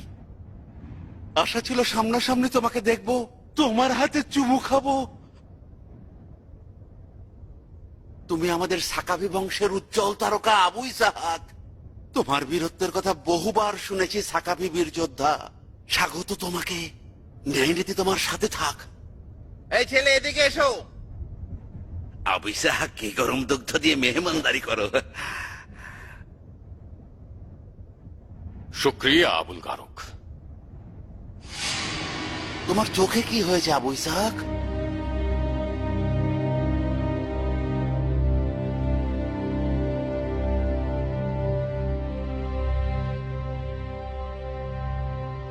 একটা জখম শত্রু দ্বারা আঘাতপ্রাপ্ত হয়েছিলাম। ওর হাত যেন ভেঙে যায়। এই জখম প্রমাণ করে ওরা তোমাকে ভয় পায়। যে মুখতারকে এমন ভাবে আঘাত করতে পারে সে অবশ্যই তোমাকে হত্যার জন্য খুঁজে বেড়াবে। আমার চোখের সামনে দাঁড়িয়েছিল, ওকে আমি কখনোই বলবো না। ইবনে জিয়াদ তোমাকে হাজতে বন্দী করেছিল শুনেছি। কিভাবে ওর কবল থেকে পালালে আবু ইসহাক? পালাইনি আমি। হাজত থেকে মুক্তি দিয়েছে যাতে ওই দিকে আর না যাই। বিসমিল্লাহ মুখতার, উটের দুগ্ধ পান করুন। শুক্রিয়া জওয়ান, ক্ষুধার্ত নই। পান করো আবু ইসহাক, তর তাজা হও।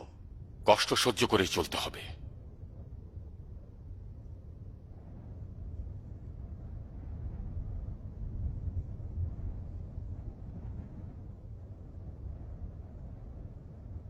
খোদার কসম, এই দুগ্ধ পান করলে মুখতার বলে মনে করতাম না। এখন জানলাম, নিশ্চিন্তে পান করো।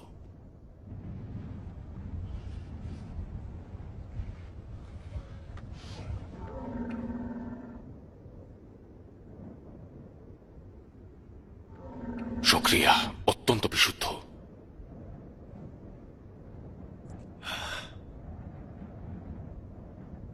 আল্লাহর শুক্রিয়া যে আমাদের মুখতারের জন্য এক পেয়ালা বিশুদ্ধ উটের দুগ্ধ দিতে পেরেছি।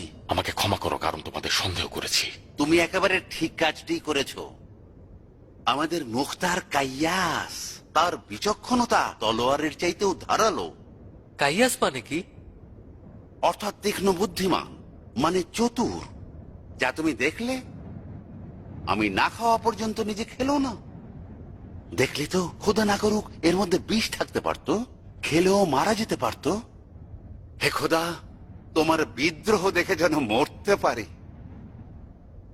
আল্লাহ চাইলে কখন হোসেনের হত্যাকারীদের বিরুদ্ধে রুখে দাঁড়াবে আর প্রতিশোধ নেবে।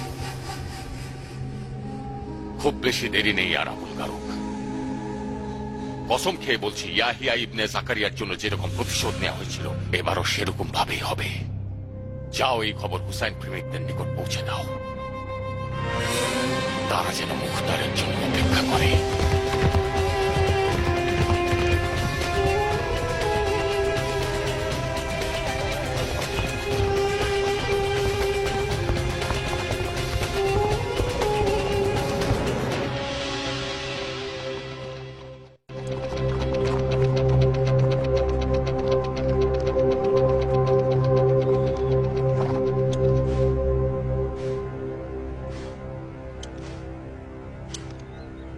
তুমি কি ভাবছো বন্ধু? এই মরুভূমির মধ্যে পানি ও গাছপালা ছাড়া তাঁবু সন্দেহজনক নয়? তুমি নিশ্চিত যে ফাঁদ নয়? একটু গন্ধ শুকে দেখো না, কান সজাগ রাখো। আচ্ছা ঠিক আছে, দেখা যাক এই তাঁবুর মধ্যে আমাদের ভাগ্যে কি লেখা রয়েছে। তাঁবুর মধ্যে কি কেউ আছো? মেহমানকে কি আশ্রয় দেবে?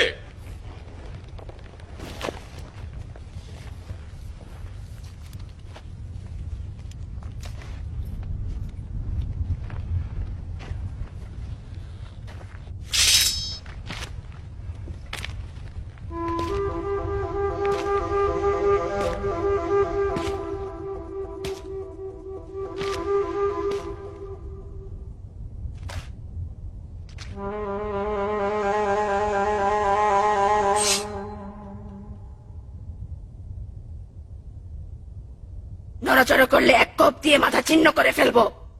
তলোয়ারটা আমাকে দিয়ে দাও। বিশ্বাস করো আমি ডাকাত নই। চুপ করো। এই চুরিটা এত ধারালো যে এক আঘাতে গোরস্থানে পাঠিয়ে দেব। তলোয়ার দিচ্ছ না কেন?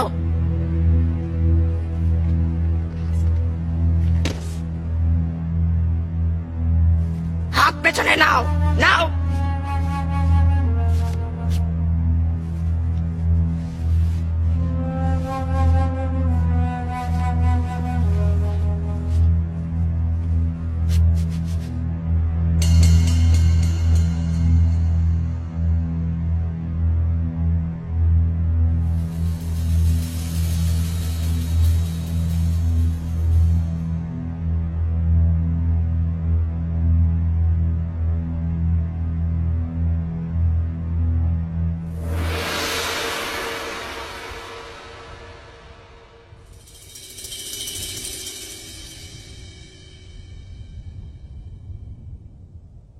দুঃখিত বোন, আমার ভিন্ন কোনো ধরনের উদ্দেশ্য ছিল না। আওয়াজ দিয়েছিলাম কিন্তু কোনো সারা শব্দ না পেয়ে কৌতূহলী হয়ে তাঁবুর মধ্যে হানা দিয়েছো। হোশ ছিল না মরুভূমির মধ্যে এই তাঁবুটির অবশ্যই কোনো মালিক রয়েছে? কেন অনুমতি ছাড়া প্রবেশ করেছিলে? আপনার অধিকার রয়েছে, ভুল করে ফেলেছি। কে তুমি? মুসাফির। জিজ্ঞেস করিনি তুমি কি, জিজ্ঞেস করেছি তুমি কে। আদমের সন্তান। আজব, ভেবেছিলাম কোনো মরুর জানোয়ার। দুশ্মনের ভয়ে বাধ্য হয়ে আমি গোপনে সফর করছি। আমার গন্তব্য গোপন রাখছি যেন দুশ্মনের ফাঁদে না পড়ি। আজব আহম্মক দুশ্মন, তোমার তো দেখছি কোনো ভয় ডরই নেই। এ কেমন দুশ্মন যার ভয়ে মরুভূমিতে ভাবু করে হয়েছ? আমার দুশ্মন একদল জানোয়ার যারা নেই নাভার কারবালা প্রান্তরে নবী বংশকে টুকরো টুকরো করে দিয়েছে। একজন মানুষের পক্ষে এদের নাম মুখে আনাও লজ্জার ব্যাপার। তাহলে তো তোমার নাম জানা জরুরি। আমি নেই নাভার একজন শহীদের স্ত্রী, তোমার মতোই। ইয়াজিদের অত্যাচার অতিষ্ঠ হয়ে মরুভূমিতে ভাবু করে হয়েছ। তুমি নিশ্চয়ই জুহাইর ইবনে কেইনের নাম শুনেছ। আপনি মরহুম জুহাইর ইবনে কেইনের স্ত্রী? হ্যাঁ, আমার নাম দুলহাম। তুমি কে? আমি মুখতার, আবু উবাইদ সাকাফির পুত্র। তাহলে তুমি সেই প্রতিশোধ গ্রহণকারী। প্রতিশোধ গ্রহণকারী? হ্যাঁ, তুমি সেই কঠিন প্রতিশোধ গ্রহণকারী।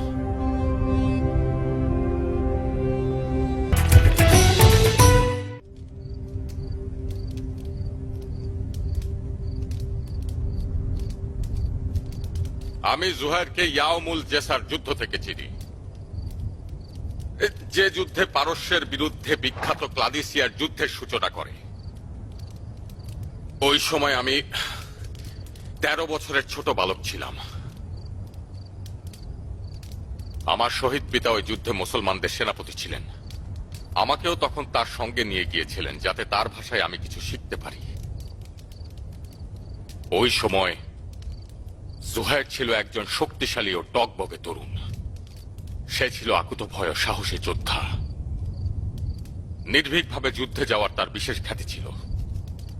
যখনই যুদ্ধের ময়দানে ছুটে যেত, আমার পিতা চাইতেন আমি যেন ঈর্ষান্বিত হয়ে এটা উপভোগ করি এবং তার কাছ থেকে যেন যুদ্ধ কৌশল শিখি। আমি শৈশবে জুহায়েরকে অনেক হিংসা করতাম। আমার পিতা অসংখ্যবার চেয়েছিল জুহায়ের যেন আমাকে যুদ্ধ কৌশল শিক্ষা দেয়। আমি পেট ব্যথা, মাথা ব্যথার অজুহাত দেখিয়ে দূরে থাকতাম এবং তার কাছ থেকে আমি সব সময় পালিয়ে বেড়াতাম।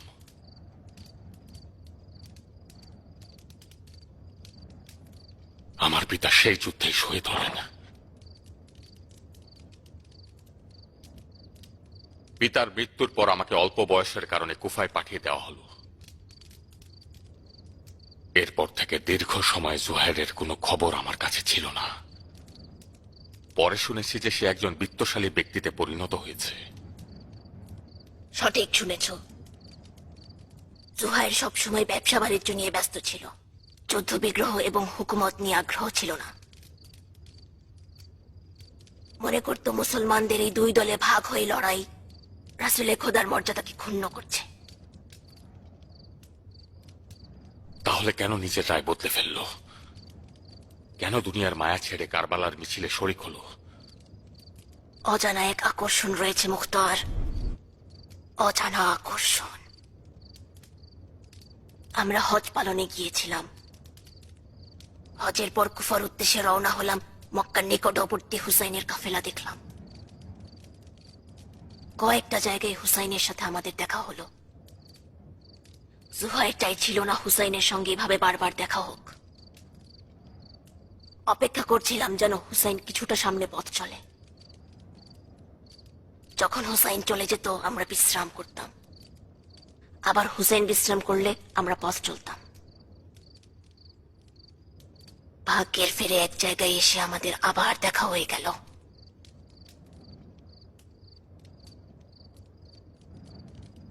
হুসাইন তার দূত পাঠিয়ে দিল, জুহাইরকে সঙ্গে নিয়ে চলে গেল।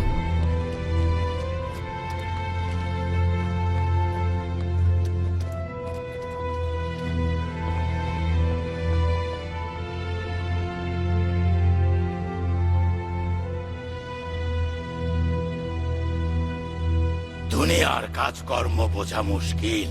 যত বেশি পালিয়ে যেতে চাইবে তোমাকে আঁকড়ে ধরবে। জানতাম যে হুসাইন যখন জানবে এই কাফেলা জুহাইরের, আমাকে ডেকে পাঠাবে। আসমান কি জমিনে ভেঙে পড়েছে? চাঁদের আলো নিভে গিয়েছে নাকি সূর্য মরে গিয়েছে? সম্ভবত ওয়াজিব কোনো কাজের জন্য দূত পাঠিয়েছে। ওয়াজিব কাজ? তার ওয়াজিব কাজ হচ্ছে তার দাওয়াত কবুল করব এবং তার সঙ্গে কুফায় যাব। তিনি দাওয়াত দিলে কবুল করো না, ক্ষমা চাইবে, বলবে হাজার রকম ঝামেলায় আছো, ধন সম্পদ দেখার কেউ নেই, ব্যবসার কি হবে? বলবে তার সঙ্গে কুফায় যেতে পারবে না। না দুলহাম, যে ব্যবসা বাণিজ্যের বাহানা দেওয়ার চাইতে না যাওয়া উত্তম। সেজদার জায়গাটুকু এখনো আছে, ব্যবসা করছি, নামাজ আদায় করছি। আমি এখনো এত অসুস্থ নই যে ধন সম্পদকে দুনিয়ার বাহানা হিসেবে ব্যবহার করব। জুহাইর, পয়গম্বরের নাতি তোমাকে দাওয়াত দিয়েছেন। খোদার কসম না গেলে বড় ধরনের জুলুম হবে। দুলহাম, যেদিন থেকে উম্মতি মুহাম্মদীর মধ্যে ঝগড়া শুরু হলো সেদিন থেকে তলোয়ার তুলে রেখেছি। কসম খেয়ে বলেছি, যতদিন মুসলমান নিজেরা যুদ্ধ বিগ্রহে থাকবে ততদিন আমার তলোয়ার খাপে ভরা থাকবে। আমি এই শপথ ভাঙতে পারবো না। হুসাইনের সঙ্গে যাওয়ার অর্থ হচ্ছে যুদ্ধে সামিল হওয়া। আল্লাহই জানে কি ভয়ঙ্কর বিপদ অপেক্ষা করছে। জুহাইর, তুমি সবসময় এত বেশি বোঝো কেন? তলোয়ারের শপথ ভাঙতে তোমাকে কে বলেছে? কে বলল তোমাকে হুসাইনের সঙ্গে কুফায় যেতে? নবীজির নাতির কথা না শুনলে বেয়াদবি ও পাপ হবে। তোমার হুসাইনের কাছে যাওয়া উচিত। নাকি ভয় পাচ্ছ? কিসের ভয় পাবো আমি? কি জানি, এই আকাশ পাতাল নিয়ে চিন্তা করা তো ভয়ের লক্ষণ দেখছি। ভয় পাচ্ছ হুসাইন হয়তো তোমার জান অথবা এই ধন সম্পদ চাইবে। নিজের দিকে তাকাও জুহাইর। যখন লোকেরা শুনবে যে হুসাইন জোহাইরকে তলব করেছিল কিন্তু জোহাইর যায়নি, সবাই তোমাকে ভীরু কাপুরুষ বলবে। আগামীকাল থেকে মানুষের মুখে মুখে ভীতু হিসেবে তোমার নাম আসবে। সবাই তোমাকে নিয়ে হাসাহাসি করবে এবং ঠাট্টা করবে। কাপুরুষের জায়গায় বলবে জুহাইর ইবনে কেইনের নাম।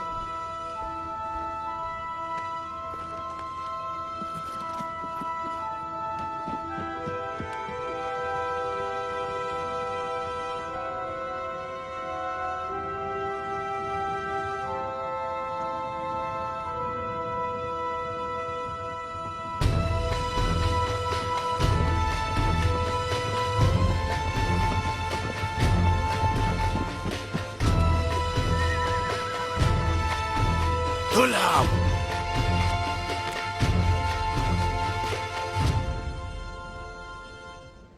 দুলহাম, বিদায় নেওয়ার জন্য এলাম। কিছুই বুঝতে পারছি না। যাওয়ার সময় এলোমেলো চিন্তায় মগ্ন ছিলে, আর এখন সিংহের বেশে ফিরে এলে। হুসেন তোমাকে কি এমন জাদু করলো? আমি হুসাইনের সঙ্গে যাব। তাহলে তোমার এই ধন সম্পদের কি হবে? তোমার ব্যবসা বাণিজ্য লাটে উঠবে। সকল ধন সম্পদ তোমার দুলহাম। আমার দুনিয়ার সবকিছু তুমি। দুনিয়ায় আমার যত সম্পদ রয়েছে সব তোমার। তোমাকে তালাক দিয়ে দেব যেন আমি না থাকায় কোনো ক্ষতি না হয়। তালাক দিয়ে দেবে? বোঝাই যাচ্ছে যে হুসাইন এজিদের বাইয়াত কবুল করেনি।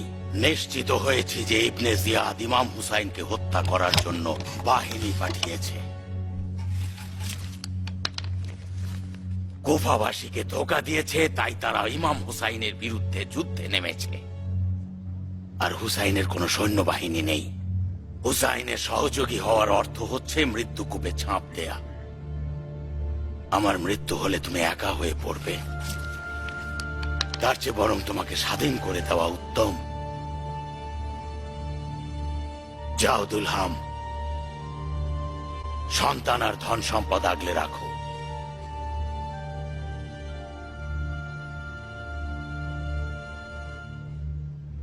তোমাকে ছাড়া এই সম্পদ দিয়ে আমি কি করব?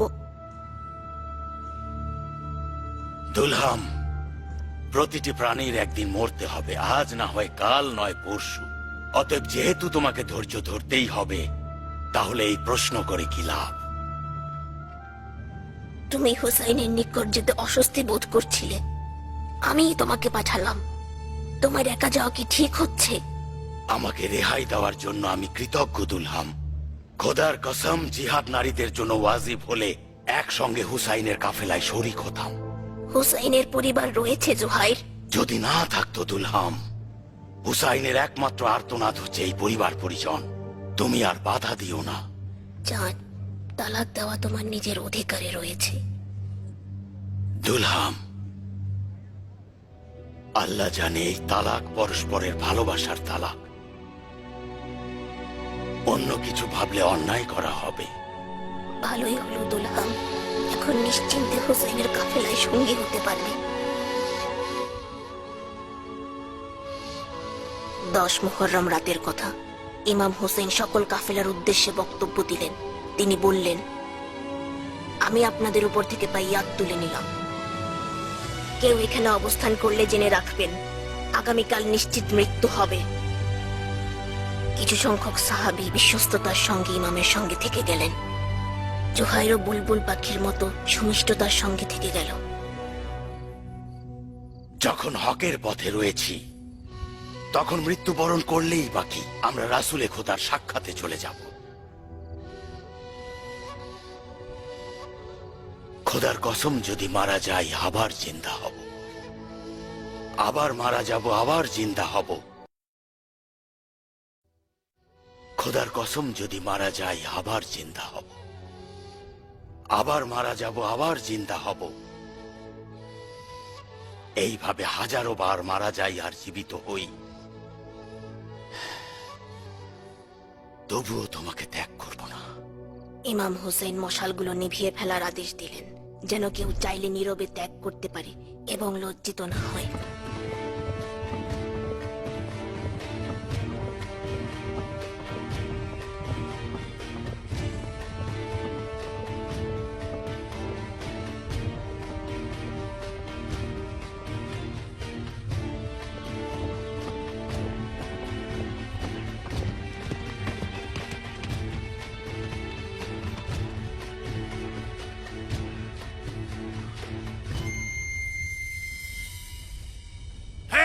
জিলজুশানের পুত্র সীমার, শুনলাম তুই নাকি পয়গম্বরের নাতির সাথে সবার আগে যুদ্ধ করতে চাইছিস। যদিও তোর আমির ওমর সাদ নাকি এই শহরের হুকুমতের লোভে পড়েছে, মুখ দিয়ে লালা গড়িয়ে পড়ছে, এটাও জানি যে তুই আসলে হুসাইনের সঙ্গে লড়তে আসিসনি। তুই হচ্ছিস কিনা সেই বদমাইশ। আল্লাহকে ভয় কর, এই যুদ্ধ থেকে যা কিছু লাভ হবে ভাবছিস তার সব লোকসানে পরিণত হবে। খোদার কসম, ধন সম্পদ সব ধ্বংস হয়ে যাবে, কিয়ামতের জন্য কোনো কিছুই কাজে আসবে না। ওয়াজ নসিহত বন্ধ কর। যুদ্ধের ময়দানে আছিস, মসজিদের মিম্বরে নয়। বাজে কথা বাদ দিয়ে তলোয়ার নিয়ে যুদ্ধে আয়। আমার সৈন্যদের ধৈর্য শেষ হয়ে যাচ্ছে, এসব বেহুদা কথা শুনতে আসেনি। হ্যাঁ, যারা তলোয়ার নিয়ে মন্দ কাজে ব্যস্ত থাকে তাদের সাথে কথা বলা সময় নষ্ট ও বেহুদা কাজ। হে কুফার জনগণ, আমি জুহাইর ইবনে কেইনে বাজালি, তোমাদের অনেকেই আমাকে চেনো অথবা আমার কথা শুনেছো। আমি ব্যবসায়ী, দুনিয়ার সম্পদ আমার দরকার নেই। আমি রাসূলে খোদার সান্নিধ্য পেয়েছি, যার খলিফার অধীনে মুজাহিদ ছিলাম। তোমরা উম্মতে মুহাম্মাদী, কিন্তু তার নাতির বিরুদ্ধে তলোয়ার হাতে তুলে নিয়েছো। তোমরা রাসূলের উম্মত হয়েও তাকে কষ্ট দিয়েছো। ধিক্কার তোমাদের। আর আমি এটা থেকে বড় গুনাহ আর কিছুই মনে করি না। জুহাইর বিন কেইন, তোর তো ইমামের সঙ্গে সম্পর্কই ছিল না। কিভাবে তুই আমিরুল মুমিনিন ইয়াজিদের বায়াত ভঙ্গ করে হুসাইনের পক্ষ নিলি? তুই ভেবেছিস হুসাইন ইরাকের বাদশা হবে আর তুই হবি উজিরে আজম? হ্যাঁ, আমার আর হুসাইনের এমন ধারণা ছিল না বেঈমান। এখন দেখি পরিস্থিতি ভিন্ন। কুফাবাসীর নিকট জিজ্ঞেস করছি, ইরাকের বাদশাহী বেশি প্রিয় নাকি আমাদের জান? খোদার কসম, হুসাইন তোমাদের দাওয়াত ছাড়া অন্য কোন উদ্দেশ্য নিয়ে ইরাকে আসে নাই। তোমাদের হেদায়েত ছাড়া অন্য কোনো উদ্দেশ্য নাই। তোমাদের মুক্তি ছাড়া হুসাইনের অন্য কোনো উদ্দেশ্য নাই। হুসাইন জুলুমবাজদের দলে কখনো যায় নাই এবং কখনোই জুলুমবাজ খলিফা এজিদের নিকট বাইয়াত গ্রহণ করবে না, কখনোই করবে না। খামোশ! জুলুমবাজ, তুই শয়তানের পূজা করিস।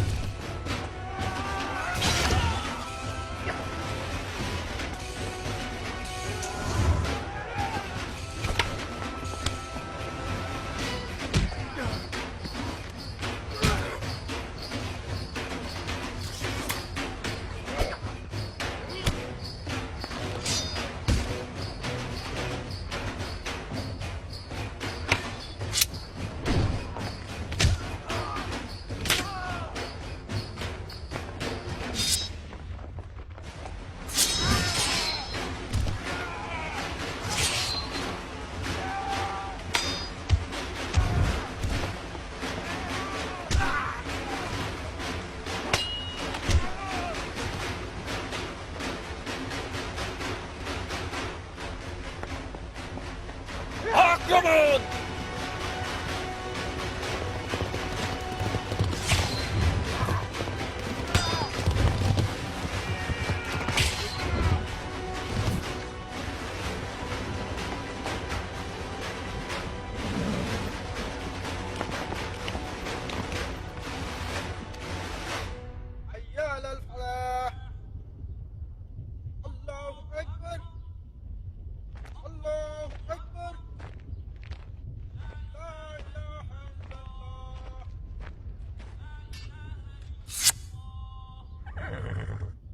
এই সীমার শুনে রাখ, আপাতত পিছু হটে যাচ্ছি আমি।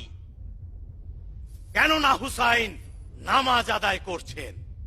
উত্তম মনে করলে আপাতত যুদ্ধ ত্যাগ করতে পারি। আমিও নামাজ আদায় করে নেই, তোরাও শ্বাস প্রশ্বাস নিয়ে নে। এই জুহাইর, আর যদি যুদ্ধে আসিস, আমি নিজে তোর গলা বিচ্ছিন্ন করব, তোর এই মোটা মাথা ছিন্ন ভিন্ন করে ফেলবো। যদি পুরুষের মতো কাজ করতি আর নিজের কথা মতো লড়তি, আমি নামাজের পর তোর সঙ্গে যুদ্ধ করতে আসবো কসম করছি।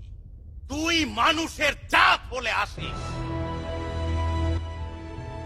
জুহাইর দুশ্মনের সকল প্রতিরক্ষা ছিন্ন করে তলোয়ার ও বর্ষা ফলকগুলো টুকরো টুকরো করে প্রজাপতির ন্যায় নামাজে ছুটে আসলো, যেন নামাজের মাধ্যমে ইশকের ডালপালা জ্বালিয়ে দিতে পারে। মনে হচ্ছিল ওই নামাজে জুহাইর রাসূলে খোদার সান্নিধ্যে যাওয়ার জন্য অস্থির ছিল।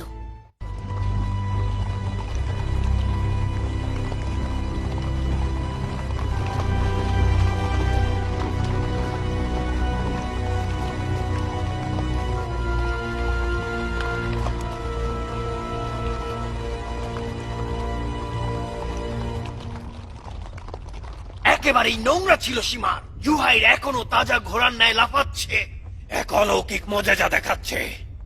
হতচ্ছাড়া গন্ডারের চামড়া দিয়ে তৈরি, হাতির মতো শক্তি, ভয়ে সৈন্যরা মনোবল হারাচ্ছে।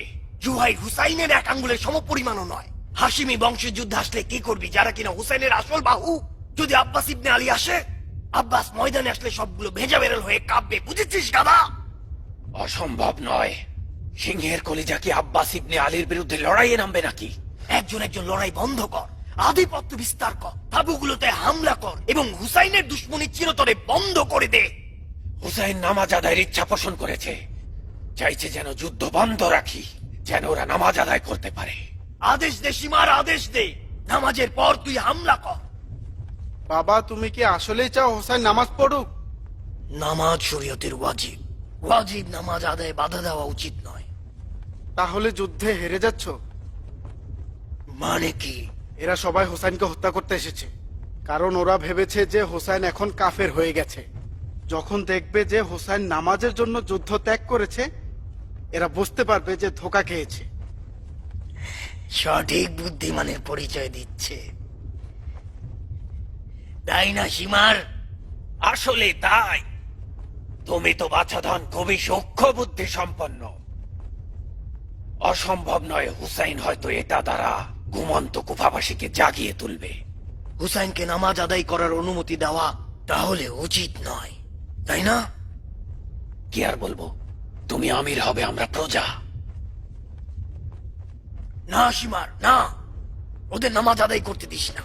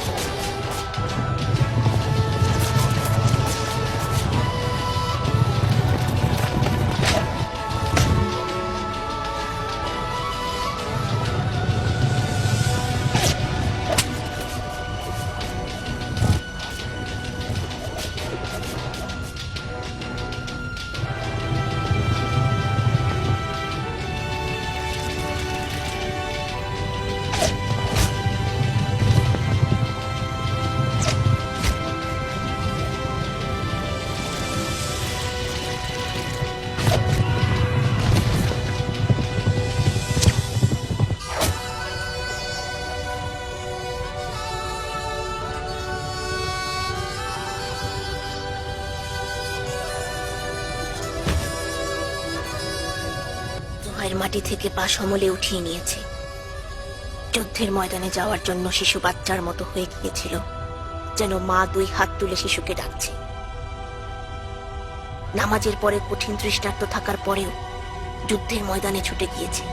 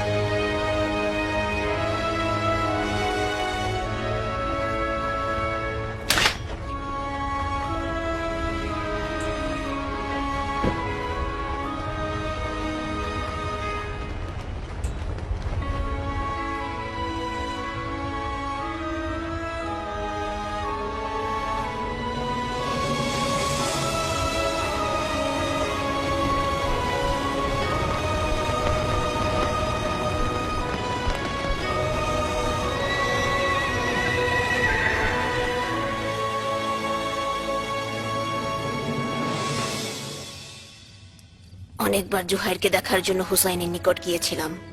হরেক রকম কথা শুনেছি যে তখনও জুহাইর কোনো কথাই বলেনি। কি কথা? যেমন শুনেছি যে হযরত হুসাইন জুহাইরকে লৌহে মালাকুত দেখিয়েছে। নিনাভার শহীদদের মধ্যে জুহাইরের নাম ছিল। জুহাইরের নাম ওই সময় ওই ফলকে খোদাই করা ছিল। শুনেছি হযরত হুসাইন 2 আঙুলের ইশারা দিয়ে জুহাইরকে সুসংবাদ দিয়েছেন মুখতার।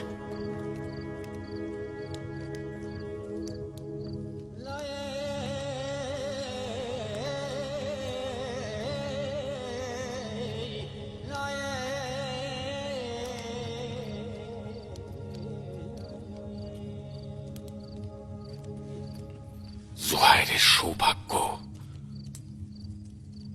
যে ভালোবাসার কাফেলায় সামিল ছিল। মুখতারের অক্ষমতা যে ভালোবাসার কাফেলা থেকে বিচ্ছিন্ন ছিল। এ কথা কি হিকমত রয়েছে? কি হিকমত রয়েছে যে আমি এখানে পড়ে রইলাম? মুখতার, যেন হযরত হুসাইনের ভক্ত কেউ না কেউ অবশিষ্ট বেঁচে থাকে। মুখতারকে হাজতে বন্দি রেখেছে যেন কেউ না কেউ রুখে দাঁড়াতে পারে। খোদার ইচ্ছায় তুমি প্রতিশোধ নেবে মুখতার। অতএব মক্কায় যাও, সবকিছু প্রস্তুত করো, আল্লাহর খেদমতে নিজেকে উৎসর্গ করো, শরীরকে পবিত্র জমজমের পানি দ্বারা ধৌত করো। আশুরার স্মৃতি একজন পবিত্র সৎ মনের মানুষ চায় মুখতার।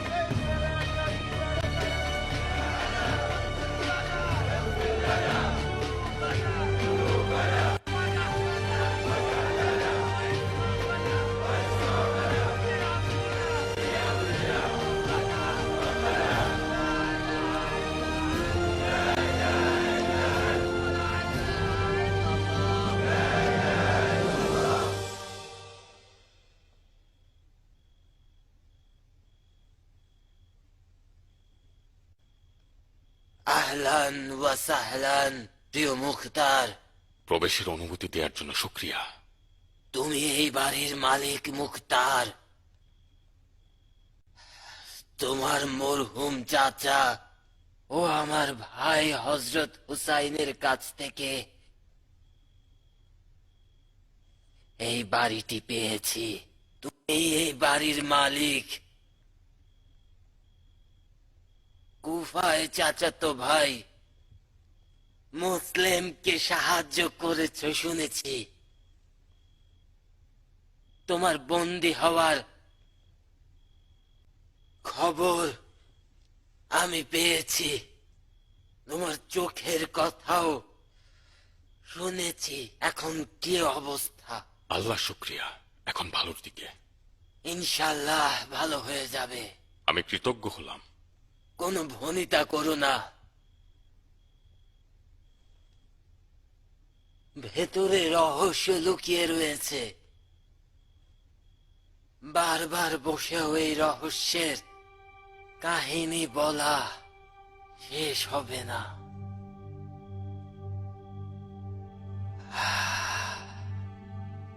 আমরা কারবালা পেলাম না, এটা খোদার কুদরত। আমার দৃঢ় বিশ্বাস এটার মধ্যে কোনো হেকমত লুকিয়ে রয়েছে। হেকমত কি? খোরা পা নিয়ে বেঁচে থাকা আবু ইসহাক। তিরস্কার করার হক আপনার রয়েছে। আমি তোমাকে তিরস্কার করছি না মুসলমান, পঙ্গুত্ব নিয়ে ভাবছি। এই অক্ষম পা দুটোর জন্য আমার ভাই হুসাইনের সহযাত্রী হতে পারিনি। পা আমার, যদি এই পা কেটে ফেলতে পারতাম, যদি এই পা কেটে ফেলতে পারতাম।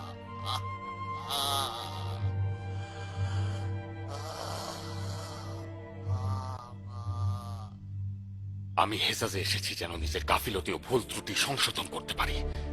কিভাবে ক্ষতিপূরণ করতে চাও? হাত বাড়িয়ে দিন যেন বাইয়াত গ্রহণ করে আমি কারবালার জুলুমবাজদের বিরুদ্ধে প্রতিশোধ নিতে পারি। মানে আমাকে সঙ্গী মনে করছো? আপনি আমাদের দলের মধ্যেই রয়েছেন। হযরত ইমাম হোসেনের পরে হয়তো